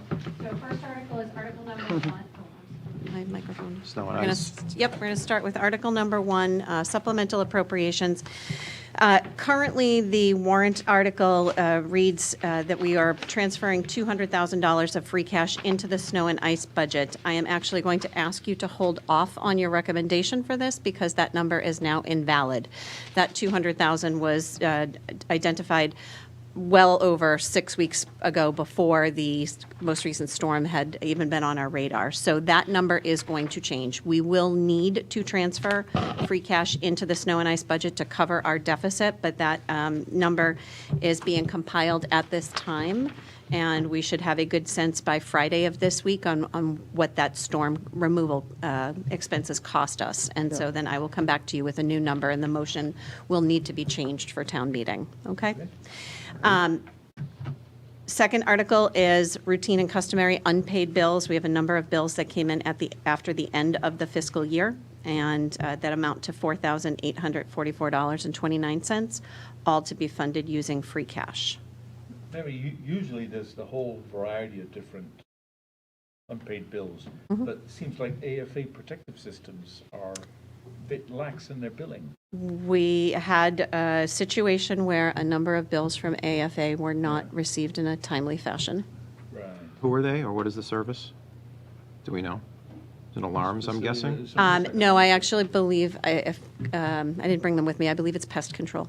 Oh, It's all Oh, okay, wait a so minute, that's yes. a treatment, because there's the same amounts repeated. Correct. Yeah. It's a service. It's a recurring service. When we knocked down the DPW, all the rodents and things that were living there moved. And they moved up the hill. Oh. Oh, So we had to have them come back in and eradicate that problem. Yikes. are they at the church too? Okay, so There we you weren't going to go. get into All right. that level of detail. All right, But now However, you know. No, All you right, asked, thank and you. that's a great question. Now you know. They were homeless and now they're in heaven. Okay. Gotcha. I think we Okay. need to pay All right. All right, do you want to take a motion on this one? Rather than Bunch of cats. rather than voting one at a time, can we vote them all at once, assuming we're good on them? approve. Well, no, so like that was Article Two. 2. Like, do we need, my point I would being, prefer it. It's just cleaner. Yeah, I would too. It's cleaner. all right. Hoping to save us some time, but go ahead. That's what we did, board member.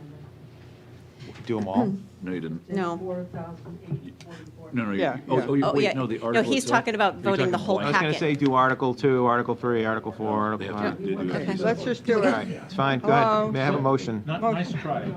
Yes. I move we approve Article 2 unpaid bills in the sum of $4,844.29. So you're just recommending approval? Recommend, Yes. Right, okay. second. With You already motion and seconded. second, that motion was okay? Yes, it's perfect. Recommend. Well, I think he said recommended payment. No, approval. Oh, I heard sorry, approval. I amend my motion to All say right. approval. Great. I recommend approval. I recommend the town meeting vote to approve. I Vote recommend to it. approve. Okay. Town meeting vote to approve. motion there? I think you have a motion, I need to, Yeah, I think We're trying it's to just wait. I lost. don't want to have to do a do-over later. no, hey, wait, Okay. let me get this We'll right. we'll correct it. No, no. All in favor?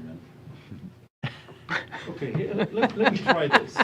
I move the select board supports and recommends the approval of March 14, 2026 special town meeting article number 2 in the amount of $4,844.29. Second. We have a motion and second, any discussion on the motion, hearing none, I will call for the vote. All those in favor? Aye. Opposed, abstentions, motion carries 4-0. Article 3, please. Nancy, Okay, was Article- was that okay? Yes, perfect. Thank you. Thank you. Well done. Article 3 is a transfer of free cash to our OPEB, Other Post-Employment Benefits Trust Fund. Our financial policies recommend a minimum annual contribution of $300,000 in order to continue to set aside funding for the future cost of health insurance for our retirees. That's what we're doing, 300? That is what we are doing here, yes. Any questions? Nope. May I have a motion?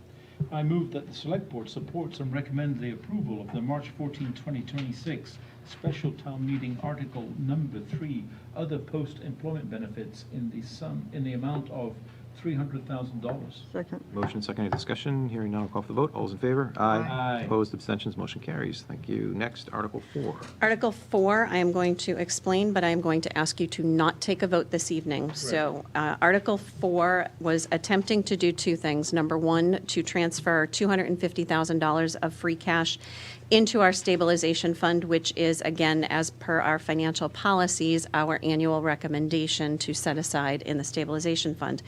This article was also attempting to transfer $403,969 of free cash back into the stabilization fund to replenish the funds that were used at our last town meeting to restore positions into our operating budget.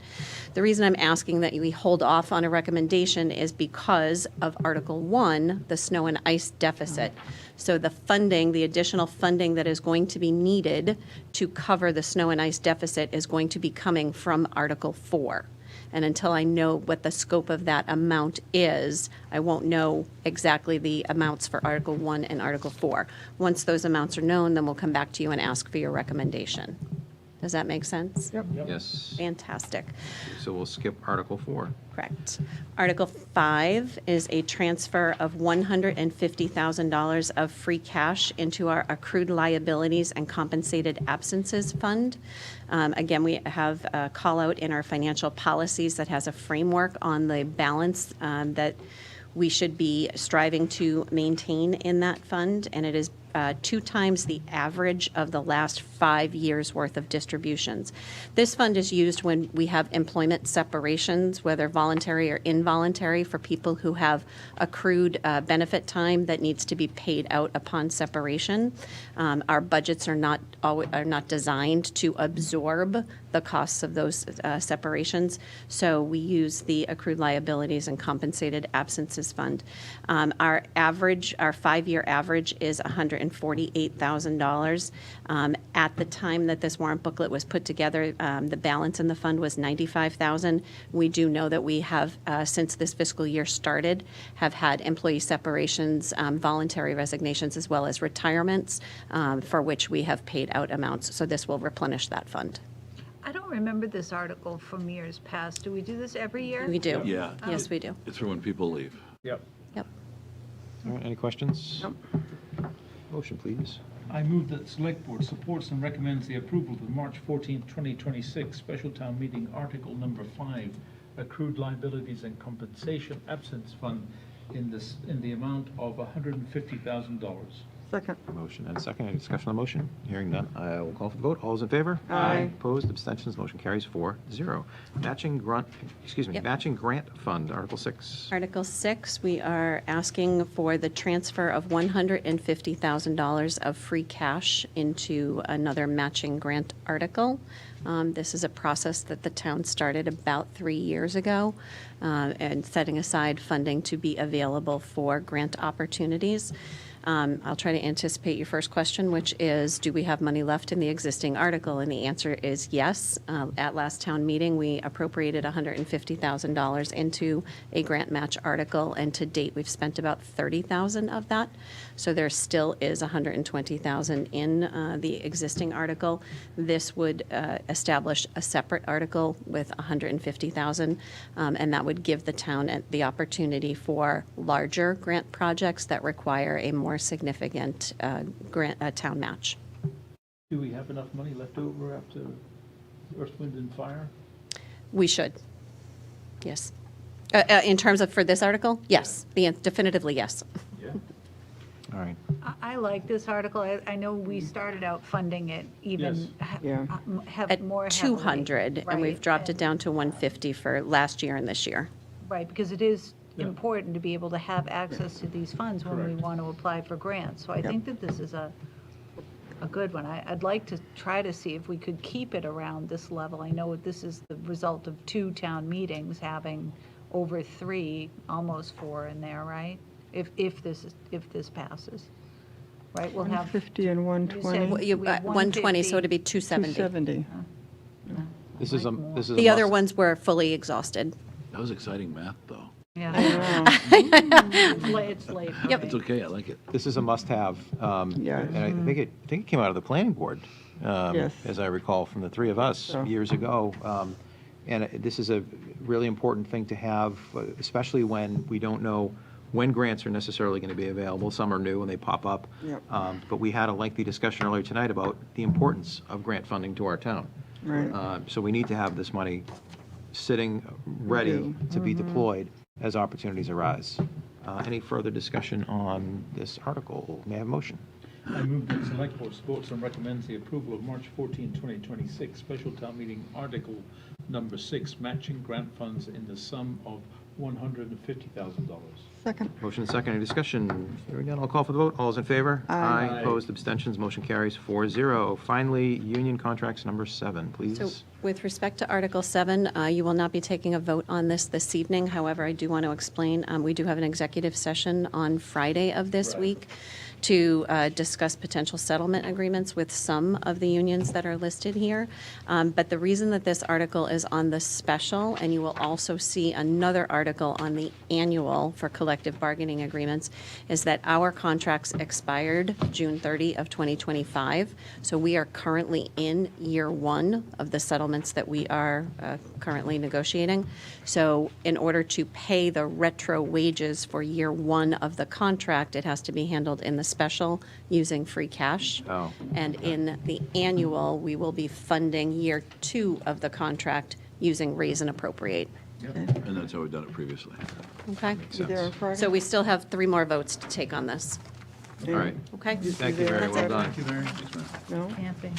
Town manager report, please. A couple of quick updates. The Percy Walker Pool, our facilities director, Katie St. Clair, notified me this afternoon that today we had a boiler failure at the pool. A low water cutoff failed, which is a critical safety device for boilers that detects low water levels and immediately shuts down the burner to prevent dangerous dry firing, overheating, and potential explosion. Katie has advised me that the pool will be closed tomorrow and expects that the part will be in on Wednesday morning, and they anticipate reopening on Wednesday afternoon. As a skating rink for, No, and by the way, good segue. This was not a result of storm damage, but rather just bad timing. Sometimes these things go. And the second update I had for you was related to beach management and recreation legislation. A few days ago, board member Mike McGee notified me that legislation recently filed by Ken Sweezy regarding the beach management and recreation bills that he has presented, specifically H 5139, H 5140, and H 5141, are going to committee hearing, and the committee is seeking testimony in support of these bills. Mike kindly offered, with permission of the board, to draft and submit written testimony on the board's behalf. With his offer, I have scheduled that idea for the board's consideration and possible vote at your next meeting on Monday, March 9th. Brady, let me ask you on that. There's two components to that. One is a public hearing that's happening on Wednesday, and then there's an opportunity for written comments thereafter. Can you just remind me, was Mike considering submitting live testimony on Wednesday? No, he had considered writing it for us, because I verified that with him this afternoon. Okay, all right, good. So there's been further discussion. I'm right? sorry, I'm not following what the legislation is No. for. Is it for bird protection? Yes. Or? Well, not, No. it's for Beach people access. to actually use the beach. It's Yeah. to limit the rights of the state to how much they control our beach. Can you give me those numbers again? Yes, ma'am. You ready? Here we go. H 5139, H 5140, and H 5141. Thank you. And actually, if you go to the website, saveduxburybeach.org, Oh, and then if you go to /support-beach-bills, so if you just Google, Save Duxbury Beach, support beach bills, it'll be the first hit. Great. That's all I got. By the way, it's kind of wintry weather last week, so I appreciate everyone's help. You've already heard all that. So. Anyone have questions of the town manager? no.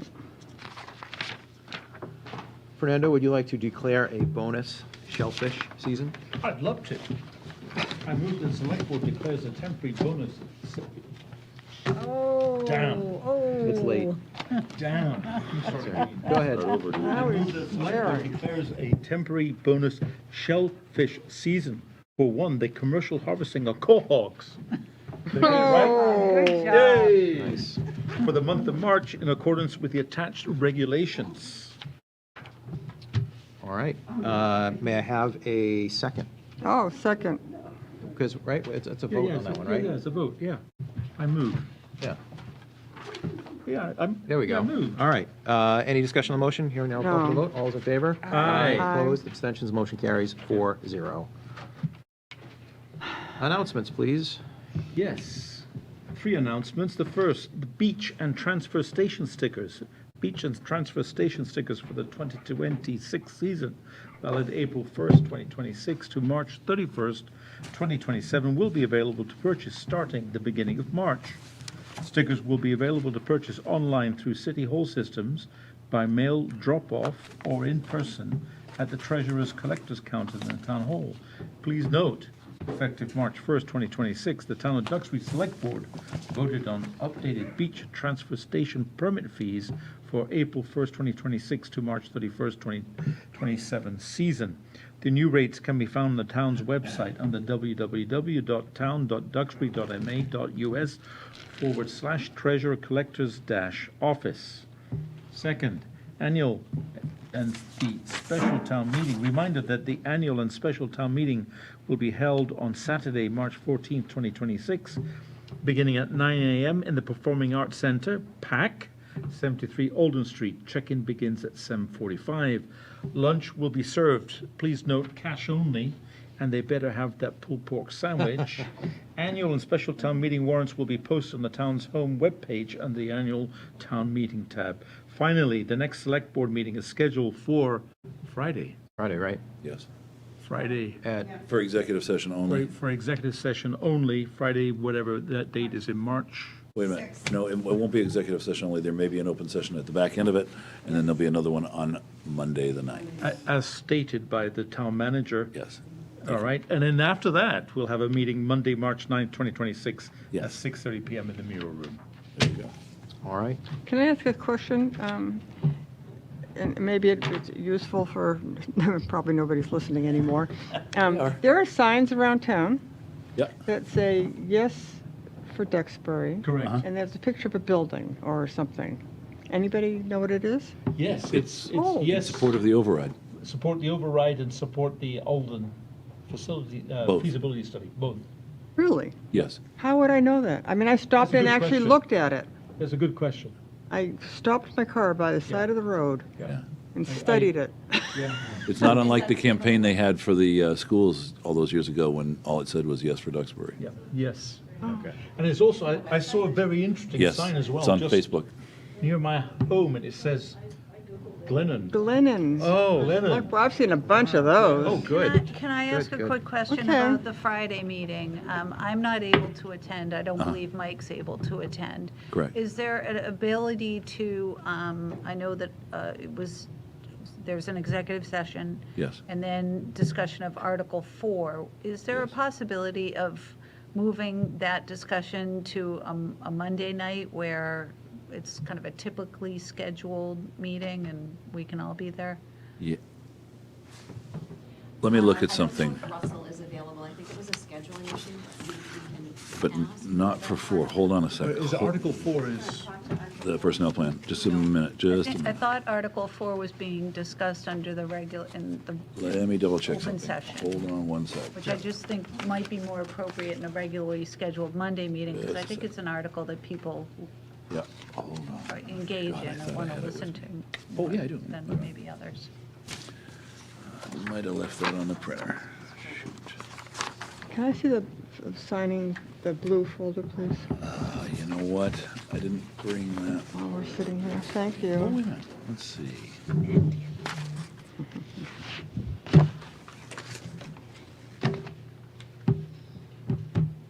Yeah, we had it on, we did have it set for Friday.